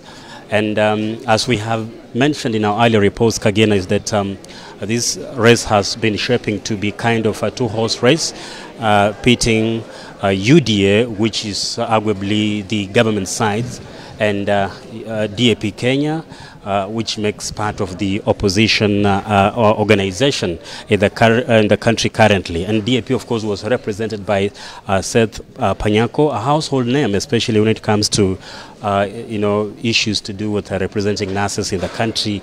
And of course, he has been the talking point of the day today, having come out severally, especially on social media, to make allegations and accusations against his opponents of trying to subvert the will of the people of Malava. Yesterday he reported being attacked in the wee hours of the night by people he say were hired by his opponents. People were injured, and of course this was confirmed as they were admitted at the Webuye referral hospital, where they continue to undergo treatment. He also said that he was equally attacked but not injured as his personal driver and one of his personal assistants. A vehicle was also towed somewhere in Manyonje, that is in Manda Shavanga ward. This is the home ward for Panyako, which of course characterized at least a number of chaotic cases within Malava today. But for the west part of Malava, where Ndakwa comes from, that is West Kabras ward that he has been representing at the Kakamega County Assembly, we did not hear any incident relating to violence or anything that could have actually interfered with the process of voting. Most of the, for the better part of the day, most of the people were walking into polling stations, casting their ballots and leaving, though, like I said, the numbers were quite few. The atmosphere at this moment in time is very calm, unlike compared to the morning, or rather in the morning, when we could hear speculations coming from all corners, accusations against counter accusations of what A or B was doing just to make sure that eventually they get to win this race. I have also observed a number of people who are here just following this process. Among them, of course, is the top leadership of Kakamega County, led by Governor Fernandez Baraza. He's here already, and he also had a moment to speak to the members of the press a few, like an hour ago, where he exuded his confidence, saying that the broad-based arrangement or government are going to win this race. He had no qualms, saying that this is their race actually to lose, and we can see that they are already seated here, just calmly and patiently waiting for the final announcement. I've also spotted the Principal Secretary for Higher Education, Dr. Bitus Nyangala. She's accompanying the governor. On my far right, we also have former Mumias East Member of Parliament, Benjamin Washeli, among other leaders, especially those who are allied to the broad-based government. What this election will mean, or rather will dictate going forward, especially with 2027 in mind, it's a matter of speculation or wait and see, Kagina. But of course, Kenyans and other observers will be patiently waiting to see what will be the eventual outcome of a race that has been fairly, hotly and closely contested. We have not been able to spot anyone from the, ranks of DAP, the people we saw campaign together with Seth Panyako, the likes of Kakamega Senator Boni Khalwale. We haven't seen DAP party leader Eugene Wamalwa. The only leader that was seen with Panyako today in the morning when he was going to cast his votes at Lonyo polling station in his Manda Shivanga ward. We have also seen Cleopas Malala, another outspoken figure that was out campaigning for Panyako. They're yet to make their way here. Neither have we seen Mumias East Member of Parliament, PK Salasia, who also made part of the team that was leading Panyako's campaign. But we are patient. Probably they'll be making their way into this hall anytime beginning this minute. But what is important, of course, is to see what Mr. Abdallah Salim Abdallah will be announcing once the process is done, as they're doing currently, and how this will be received, bearing in mind that this exercise has been marred with a lot of speculations and misgivings and mistrust of what all these camps were doing to secure victory, and issues of voter bribery have also been at the center of this exercise, Kagina. So that's fair. That's the far we have gone. Early stage of announcing the results. We'll continue to put our eyes and ears on the ground to keep our viewers up to date as events will be unfolding right here from Malava constituency at Malava Boys High School, the main tallying center of this exercise. Kagina. Well, indeed, thank you so much, Timothy Timo, for the timely update on what is transpiring at Malava Boys High School, which is the main tallying center for the by-election in Malava. Remember, he mentioned we have about 4,000 voters right there, and majorly peaceful right now as we await the tallying, final tallying of results. Before we joined Simwa in Malava, I was hinting what we have right here inside the Elections Observer Group, which is ILOG, in their report. Earlier, I mentioned what has been stated in the IEBC Gazette notice on the discrepancy in terms of gender, male and female, and we only have 9% of the aspirants as female, which is an issue of concern. We will be coming back to that. But on other matters that are inside the statement on critical incidents, we have voters who were turned away in Mbeere North, and in their report, they indicate that an elderly voter was reportedly turned away from voting due to discrepancies with the register between her place of residence, which is Ivurore Ward, and her voter registration details are in Muminji Ward, which means she went to a polling station and had to be turned away because her details did not match the location where she reported to. I think this we will also be highlighting on issue of sensitization of voters and understanding how the voting process goes then, because if then this is not on IEBC's side, it means it's on the voters' side.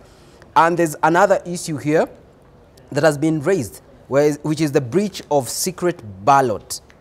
At Karangare Police Station, still in Mbeere North constituency, voters were observed publicly declaring their preferred candidates, with party agents allegedly encouraging this conduct. And so the ILOG says this practice constitutes a direct violation of the constitutional principle of the secret ballot, ile kura yako siri yako. And the other issues that have been raised in this report, of course, signed by the chairperson of the Elections Observation Group, ILOG, Victor Nyongesa. But even as we continue with this discussion today, we've spoken a lot about goons, an issue, and tokenism, an issue that we cannot belabor more on. But allow me to move on to, understanding elections in the first place. Yes, we have low registration among Gen Z in the continuous registration process. Probably you'd say the Kenyans are last-minute people. But Sophie, I'm curious, what would lead to someone getting to wrong polling stations? Is these voters not understanding where they ought to go, or does this raise concerns about IEBC's procedure? Because I believe outside a polling station you should have a list of everyone that is supposed to be voting in there. Starting with you, Wakili. Thank you. I think I'm going to start. It is true that it is actually a requirement that in every station you must definitely have the names. But the most important thing that we need to do is to sensitize the people to understand the voting process. So this voting process begins way early in voter registration for people who have not voted, especially the young people and the Gen Zs. Some who didn't vote in 2022 because they didn't have IDs, some out of choice, but we intend to change that. So number one is to understand the voting process. Understand the location where you're supposed to vote, because the location has ideally the polling station, because out of the polling station it is a specific place where you're expected to vote. That is where your ballot papers are, the ones that you're going to use to vote. So that is extremely important for us to sensitize the people about. And how can we do it? Especially the elderly people need a lot of help. And we are the ones who can be able to offer that kind of help to them. Because some of them are not able to read. this speaks to issues of illiteracy. Some cannot be able to read to actually know which station they should be in. So it speaks to the fact that we need to use all the available places that we have. For example, let us take these issues of sensitization to the churches, where we can get them. Let us take them door to door, where we can get these people, tell them, show us your voter's card, so that at least you can be able to tell them that on the voting day, you're going to go to place A, that is where you are supposed to go and vote, and again, you are expected to behave in a certain way, not to disclose the candidates you are voting, and to adhere to all these rules that have been set out by the IEBC. So I think, again, it is about sensitization, sensitization, and sensitization. How we sensitize voters is really going to be extremely important when we are heading to 2027. All right. Sophie? I think IEBC is supposed to conduct voter education. It is not the citizens' mandate to educate their fellow citizens. But IEBC has been given a budget that they are supposed, for instance, as we were approaching this by-election, we did not see any adverts on TV by the IEBC educating the voter on what they're supposed to do. We did not see them going around the places to actually educate the people on what exactly they're supposed to do. We are not seeing inclusion and social equity being part of the IEBC electoral process, because, for example, a person with disability, how have they been included? Like, is there a ramp in the polling stations for someone who's using a wheelchair? What about a blind person? What are they supposed to do? Like, it entirely falls on IEBC. But there is active citizens who are doing their mandate to educate the public. So instead of IEBC gatekeeping the process because they are saying that they have not been funded, which is sort of deliberate, then why can't they engage and earmark active citizens, then work together to sort of conduct the voter education, because they're saying they're understaffed, they're underfunded, but they're civil society organizations who have the funding and they have the willingness to actually participate in the process. What is then stopping them from thinking out of the box, trying to engage the citizens in a way that the public can be educated? And Kagina, it is important to note that elections is not only about the election day.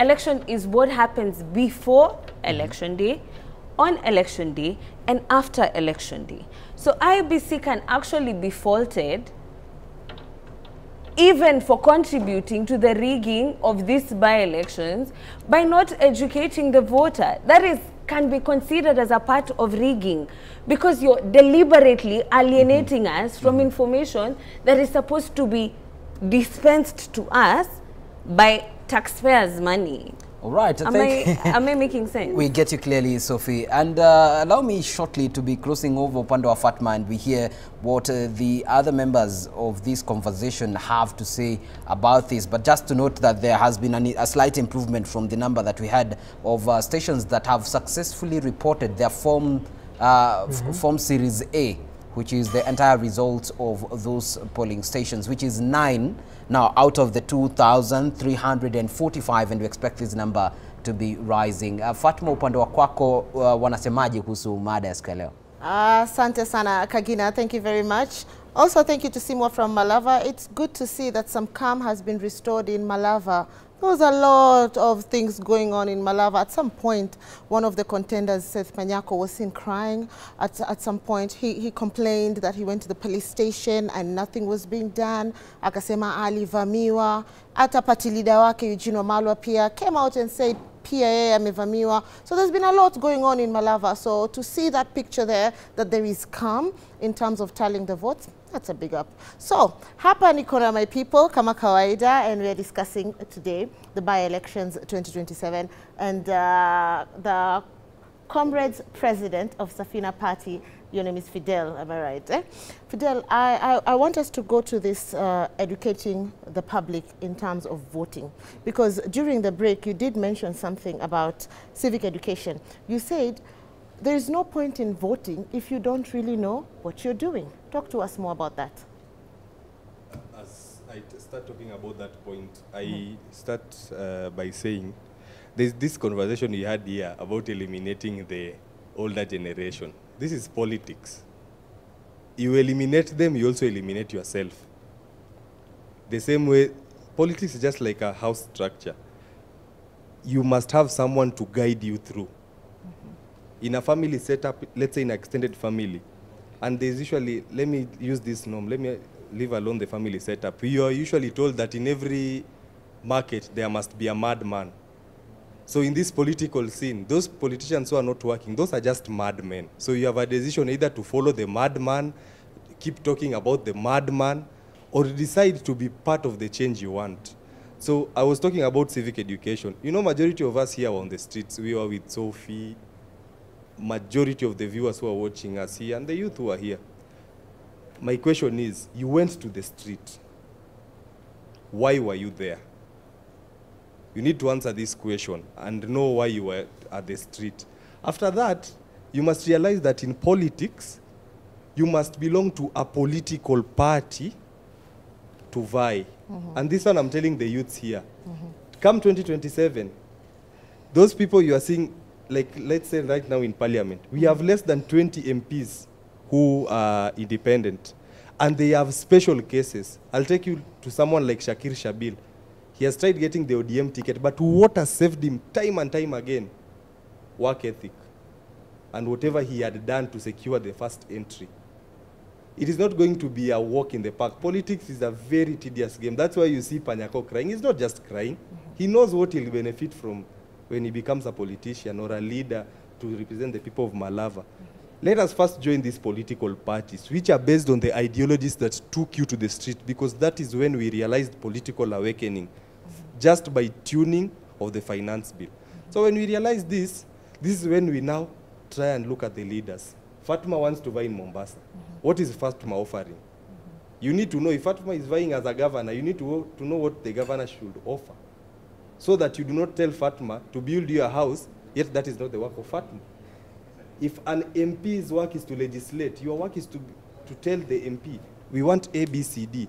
How can we work around the structures in parliament and how policies are made to ensure that we have this? So that Fatma advises you, she works on a bill, and she does that. That is how we'll manage this space. And another thing I want to say, just going back to the point I said at first, we want to go to the political spaces.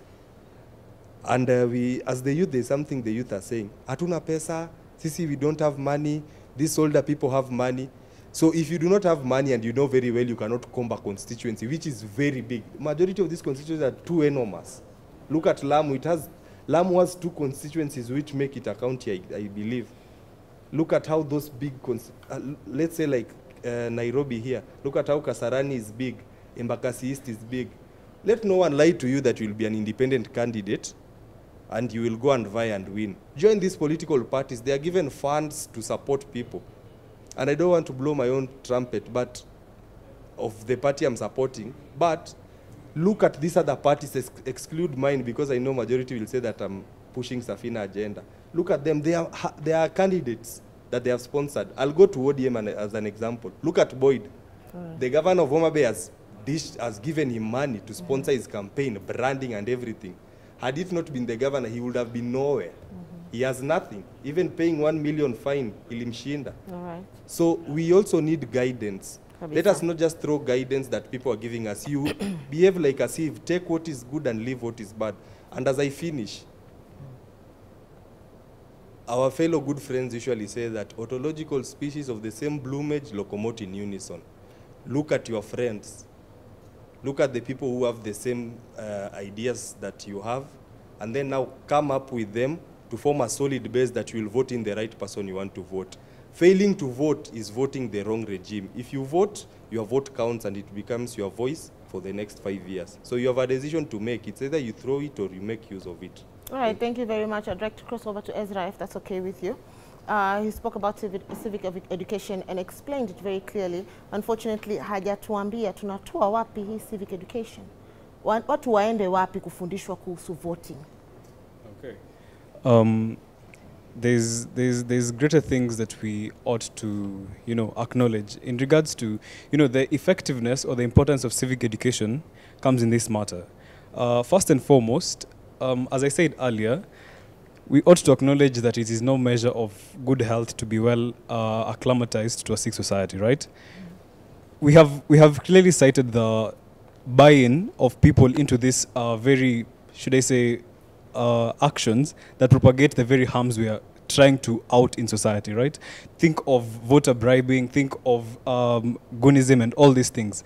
One thing we have to acknowledge is that the only way they are actually propagated is by exploitation of the desperate situations of the voters, right? So question then becomes, how exactly, considering that there is greater incentive to opt into these things, matters because it's circumstantial. Like you cannot change your current circumstance as at that point in time, and your easiest option becomes buying in, or rather opting into this very, very, let me call them unjust means of, conducting this electoral process, right? So that acknowledged, question then becomes, how exactly are we creating disincentives for the politicians, the political parties, and even the voters to opt in into these very, very things?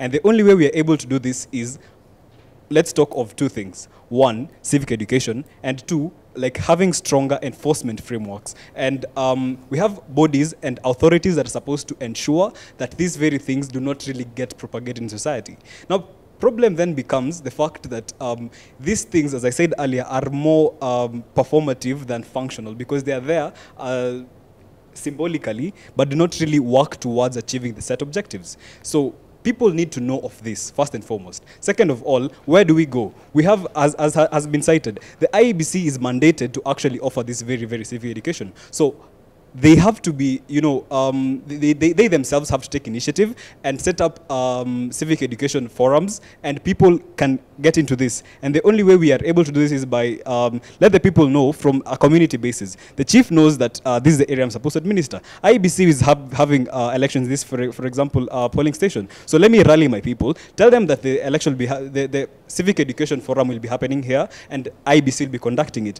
Or even, we also have civic education programs by citizens themselves. That's the truth, because people are becoming increasingly aware of the problems we face, and to some extent it is actually credited to our circumstances and our lack of information on how exactly we out ourselves from this. So point is, let the bodies that are mandated to give us the education on these matters take initiative. Second of all, the bodies that are supposed to enforce these very, very frameworks that ensure that voting in itself is done in a very, very, should I say, a rightful manner, and a manner that can actually serve the interest of the people and increase the confidence they have in the system.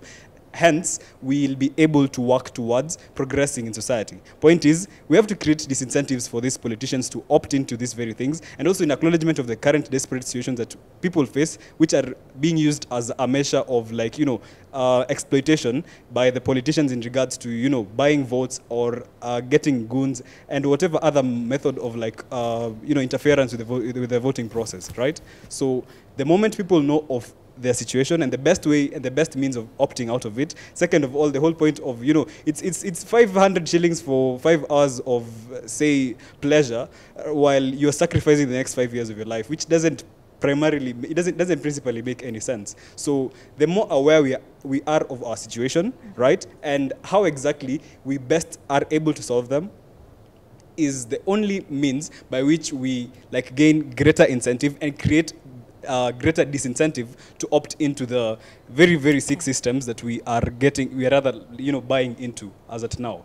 All right. Yes. Thank you very much, Ezra. I'd like pass it over to Evans. Evans, I'm giving you the mic by virtue of being a lawyer, and I think civic education is a topic that a lawyer can handle very well. Aside from what Ezra has told us, where else do you think the youth out there can go to achieve and know more about civic education, their rights to vote, why they are voting, who they are voting for, all this knowledge? Thank you very much. 3 things. Number 1, this country, again, we say is not short of laws. There are too many laws. There are too many institutions that then help us to conduct civic education. If you look at the Constitution, we look at Article 59, there's a creation of the Kenya National Commission for Human Rights. And this commission is vested with the power of also ensuring that the people are informed of their particular rights. And those rights include political rights. Political rights are entrenched in Article 38 of the Constitution. So that is one body that really plays a very critical role in ensuring people have the information, the requisite information, in as far as civic education is concerned. The second body that we can talk about is the Kenya Human Rights Commission, because these are two different commissions. So the Kenya Human Rights Commission is actually a non-governmental organization. So the Kenya Human Rights Commission equally and other stakeholders in that particular space, talk of Transparency International, talk of all these particular organizations, can also help disseminate the information that is requisite. But most important, number 3, is the IEBC. You see, we have talked about IBC constantly, and part of the litmus test, as our topic today clearly depicts, is actually voter education.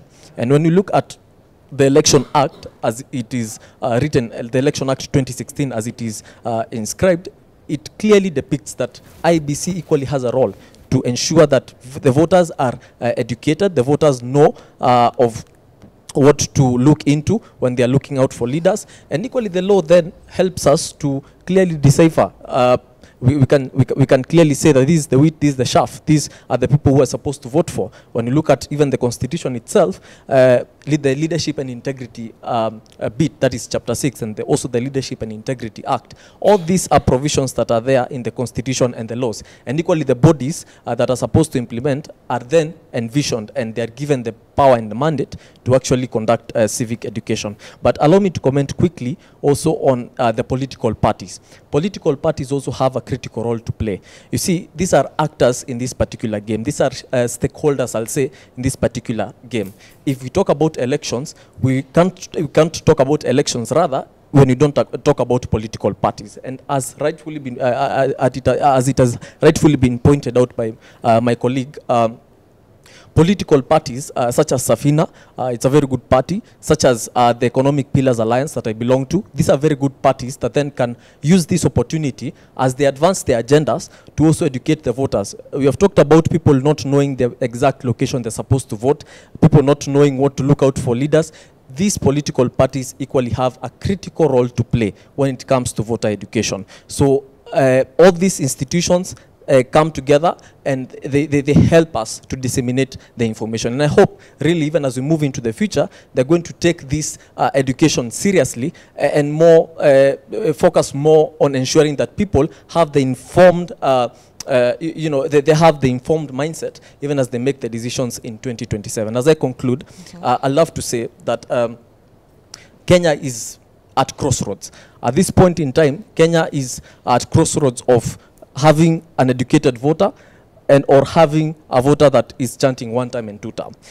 This is the point in time where we need to step up as the youths. The youths need to come out and use the social media to ensure that people are also educated. Even as we put these institutions to task, we need to also move into the villages. We need to move into each and every ward. We need to move into each and every constituency. Say, for example, Kikuyu constituency, we have also shown interest that when I'm going to my constituents, I'm also telling them, hey, look, even if I'm vying for this particular position, I need you to put me on the scale.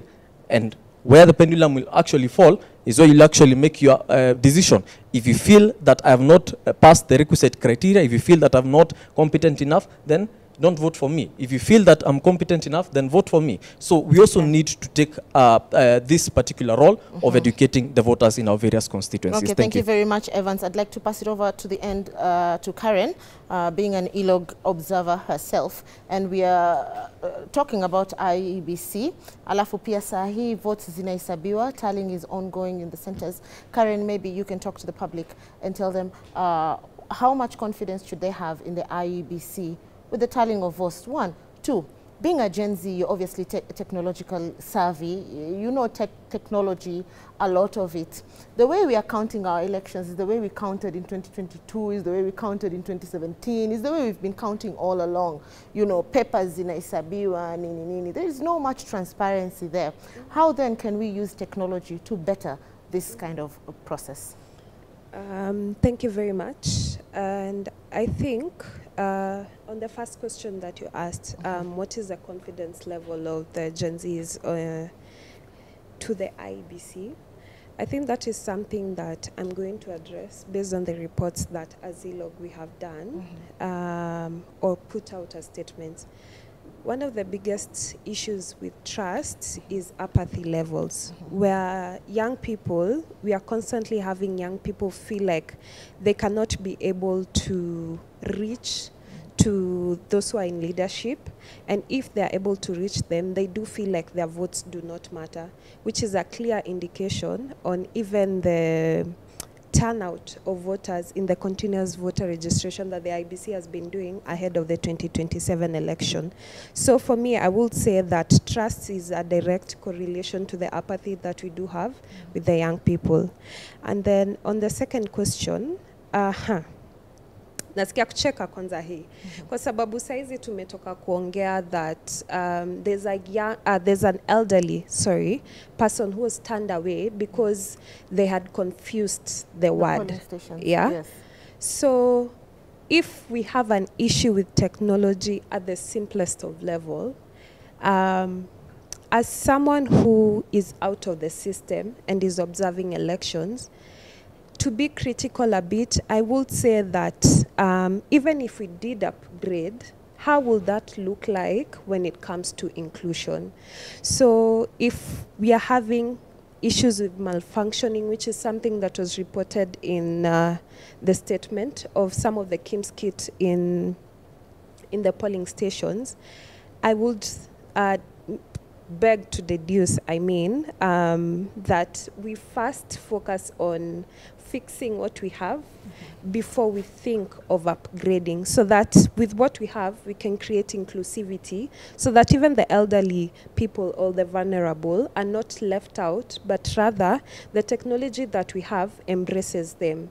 So that is what I have to say about that. All right, thank you very much. Could you pass it over to Timothy? Timothy, I'm left with you and Mwanasiti and Iteo, but unfortunately we don't have much time. So in just two minutes each, you could tell us some of the technological things that can be done to enhance our electoral process, to enhance transparency. You're the future of our technology. And any last remark?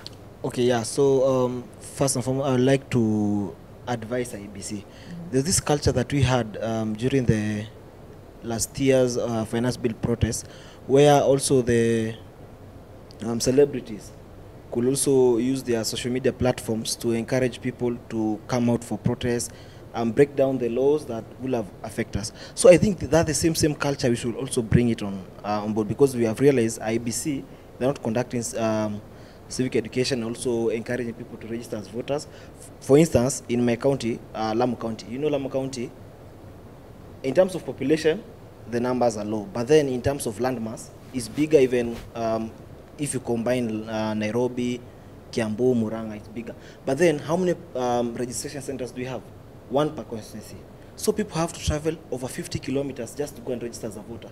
You know, so such as just the minimal things that they don't need a lot of work. They have the budget to do all these things, but they are not prioritizing on that. But because now they are not prioritizing on that, what are we going to do also on our end? Because I see this one is a clear scheme to make people not to register as voters. So I encourage us also to use our platforms also in a simplest way, encourage people to register as voters. Even they encourage our celebrities also, because they have like big social media handles and big influence. So when they encourage people to register as voters, we'll be scoring. And then in terms of elections, one thing that I think I could recommend maybe the IBC, in terms of presidential election, in order to reduce rigging, all the presidential elections should be announced at the constituency level. When they do that, we'll avoid rigging, because most of the times rigging happens at bombers. People vote, and then those who win constituency levels are not the ones who are declared winners, but constituency level are the bombers of Kenya Tallying Center. So that's one thing. And then also in terms of IBC sensitizing people to register as voter, and also how to vote and the place they should go and vote. I think they should have simplest ways, like they should delegate in a form where they are in different languages. Okay. Like for example, in Kikuyu, they can have people who can talk to people, tell them this is how and how you should go, register as voters. This is the place that you're supposed to go. Yeah. Okay, thank you very much. So Iteo, in just about 2 minutes or so, can you tell us how we can incorporate artificial intelligence, AI, into bettering our electoral process? I think the data being public, you know, the number of registered voters, just as Sophie said, you know, having like cleaned up registration, you know, registration books. I think then you're able to have parallel polling stations, they tally, you tally, and I think that makes it a lot better. But I think we can't get there for until this whole mindset along corruption is solved. When you give, you know, unapatia mtu wako wa boda chai ndio sijui asikupitishe mahali, you are part of the problem. It plays into the grand scheme of things. You're just as bad as whoever is embezzling, you know, the billions. So I think my clarion call would just be that we might, you know, go to these great lengths, but for as long as we're not able to, you know, start, you know, clipping, you know, that corruption thing at the bud, then it will not be as efficient. All right, thank you very much, Monacity. As the final person, in just about 2 minutes or so, you can give us your final remark, please. Yeah, first of all, I'll just say that IBC should coordinate with the young people who know a lot about the technology and the expert of the organization. Secondly, I think so the IBC should be doing a regular audit and testing of all the biometric things each day until the day of election for us to have an accurate elections and results for it. Another thing, they should be training their staffs very well, as like we only have the staffs of IBC have position to be trained during election only. So we should have those classes of them and teaching the community of it, because they are being paid and they're not doing anything. So we should allow the IBC to go. We have this new text of the robust. The primary kids are being taught about the AI in the schools. So I think so our old generation, the boomers and some millennium and the X, they don't know something. So they should employ some youths in this IBC thing for us to be improved. That's all I can say. Thank you. Thank you very much. So I'd like to cross over back to Kagina. But you at home, let us know. Send us your comments. Tell us how technology and artificial intelligence can be used to better the process of elections in Kenya, to kuondoa rigging, to remove all aspects of kuiba. Now, all these things that we've been doing, manake sahi tuna vote ni kama 10, 20 years ago. We need to move on. AI is here to help us, right? Over to you, Kagina. Well, indeed. Looking at social media platforms of the former deputy president, that is DCP party leader, Rigathi Gachagua, he's claiming that we have goons that have already infiltrated some police stations, some polling stations and tallying stations, including Narok Township and Gitiburi Primary in Mbeere North. I believe details of which we'll be getting soon, hopefully by the end of this bulletin. But going on, Fatma has introduced a very interesting topic on the use of advancement in technology in enhancing our election. Do we have space for that, or do we first familiarize with what we have? Starting with Sophie. Well, you see, you can incorporate technology, but the state has.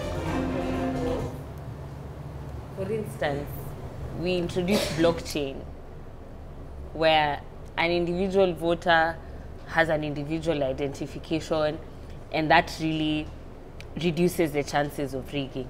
But what happens if they shut down the internet? How are we going to be able to vote? Like, technology comes with its own detriments, considering the state still has monopoly.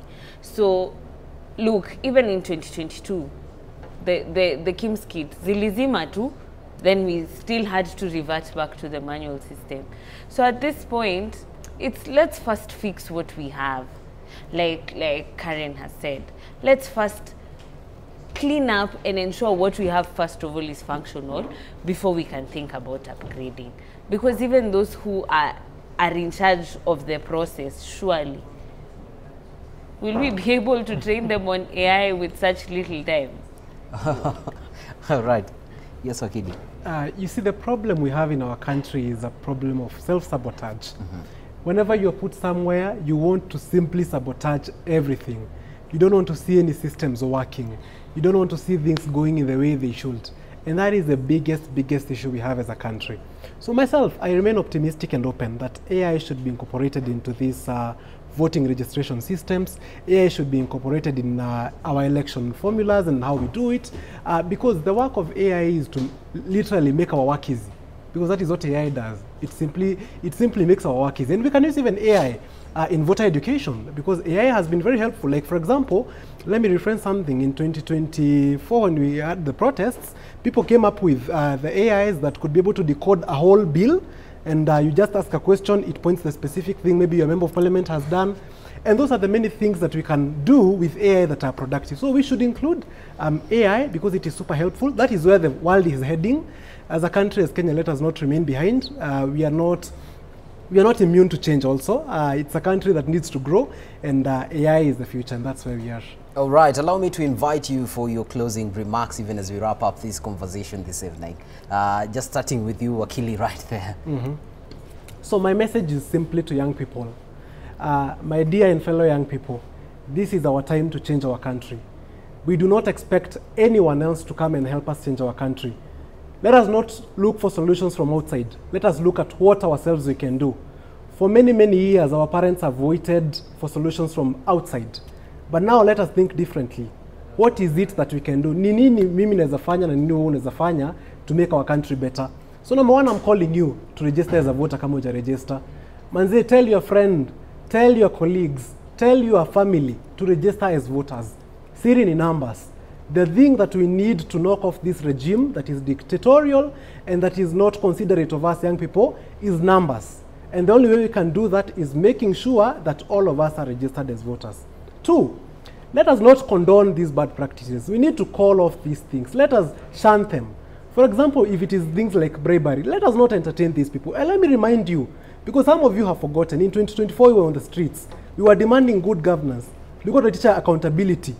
And you remember that the system had shaken. Even the president had called off these harambes that they were doing. And that is literally the strength that we have to make our country better. So I believe we can make our Kenya great again. We can make our country shine like our forefathers did. We can also be able to have a good country. But it is upon me and you to make it happen. So I'm inviting you that this is your time to make it happen. And you're the person who's going to make it happen. So let us meet in 2027 when we finally take over the government as young people. Yes, Sophie Nje here. Well, of course, it's to call out young people to register as voters, and not only register, but to show up on the actual day and to vote. To also join political parties, because through political parties, you are able to influence who actually shows up on the ballot. And power follows structures, power follows organizations. So the only way we can reclaim power is by actually being in an organized formation. We need to have a consistent messaging that includes remember what this regime has done. It has killed young people, it has overborrowed, it has stolen public funds that are meant to do public work for us. It is for us to remember that every single day we are faced with issues that are affecting us. So we need to put our focus not on slogans, okay, one term is inevitable, but on issues that now push us towards that one-term conversation. And lastly, is to call out on all citizens of goodwill to actually help young people to come out, kutoka kwa block, like offer young people jobs, give them a chance to make a living so that tokenism is not appealing to them, but to also come up with creative ways to help us, especially on election day. So we will need contributions towards transport to take people to the voting, to the polling stations. We need money to hire agents to guard our votes. We just need all of us to come together, collective responsibility. And lastly is to call out every single Kenyan to put a special focus on the issue of public debt. Read, be informed so that we are able to fight from a point of knowledge. Thank you so much. Thank you so much. Those right there have been our guests on this side of the panel this evening. Mine is just an observation. Angry, sad, disappointed that in this time and era and the development in our democracy, we'd have people resorting to violence as a result of lacking political tolerance. We can do better as a country, and indeed we can do way, way better. Now, my name is David Kagina. Thank you so much for joining me. Allow me to pass you to Fatma Chidagaya. All right, thank you very much Kagina, my mbogis, Kagina's guests, and you at home. It's been such a pleasure. Tumekuwa pamoja kuanzia saa 12 asubuhi. Tunafuatilia sako kwa bako, the by-elections today, 27th of November 2025, and we are not stopping here. Brian Amoy is coming up next, and Brian Amoy will take us now through the tallying of the votes from each constituencies, from each wards, and from that one county, that is Baringo County. Thank you so much for being with us. I have been your host, Fatma Chidagaya. Do have yourself a good evening.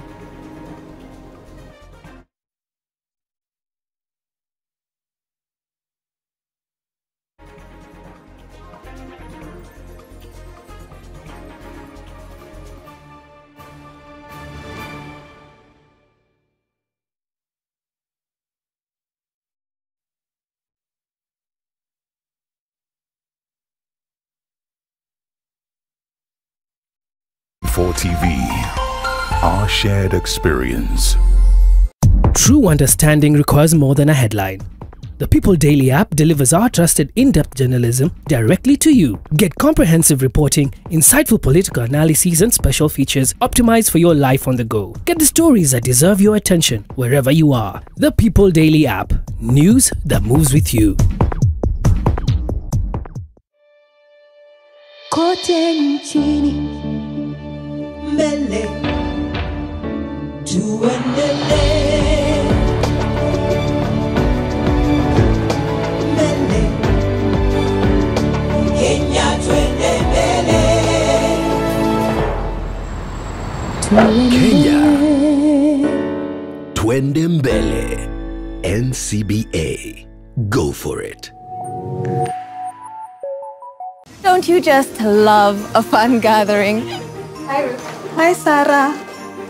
The chance to reconnect with your people, your passions, and the stories that bring joy to your home.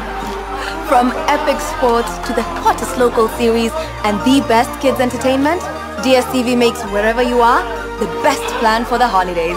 This festive season, get your DSTV decoder for only 850 Kenya shillings today.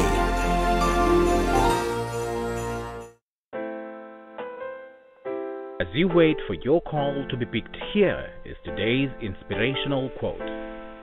Life is a roller coaster, full of good days and bad experiences. We must learn to accept finite disappointments, but never lose infinite hope. Ili kuset never lose hope kama skiza tune yako, dial star 811 star 628 hash. In an age of fleeting headlines, depth matters. PeopleDaily.digital carries forward the legacy of genuine journalism. We bring in not just the news, but the context, the analysis, and the stories that shape our nation, for reporting that digs deeper and informs better.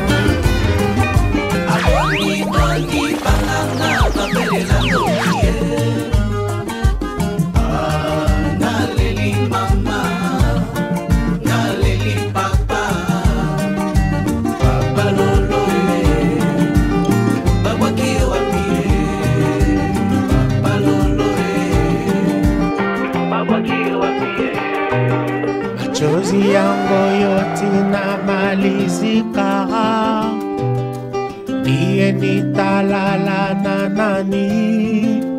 We unaenda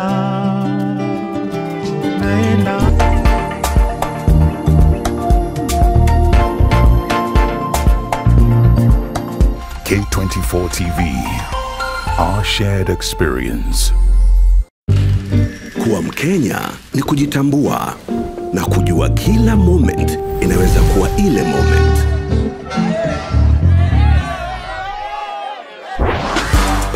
stranger hukuwa rafiki.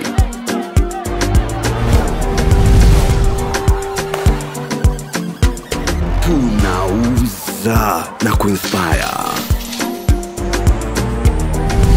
Juu tuko connected kutoka mashinani hadi kwa streets. Na tukitokea, tunatokea wote. Na kama tumefika hapa, bali tunaenda ni mbali zaidi. Hapa hatungoji, tunasonga nayo. Na kesho kama leo tutakuwa pamoja. Popote ulipo, Safaricom. Watu wangu, sasa sijawaambia. Si nimebeba pen kwa pen. Lakini sasa kiti inarukaruka, kiti inarukaruka.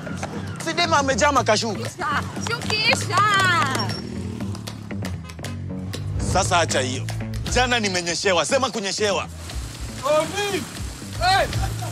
Mimi nakwambia kama si jaketi yangu kufura kama balloon. Mimi ningeenda. Hapana. Shida si bike. Shida ni oil ya bike. Eh? Shikilia hii. Hey, Johnny! Kaende!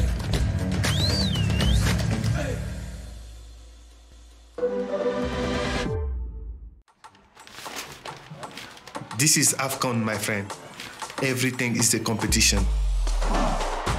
Everything.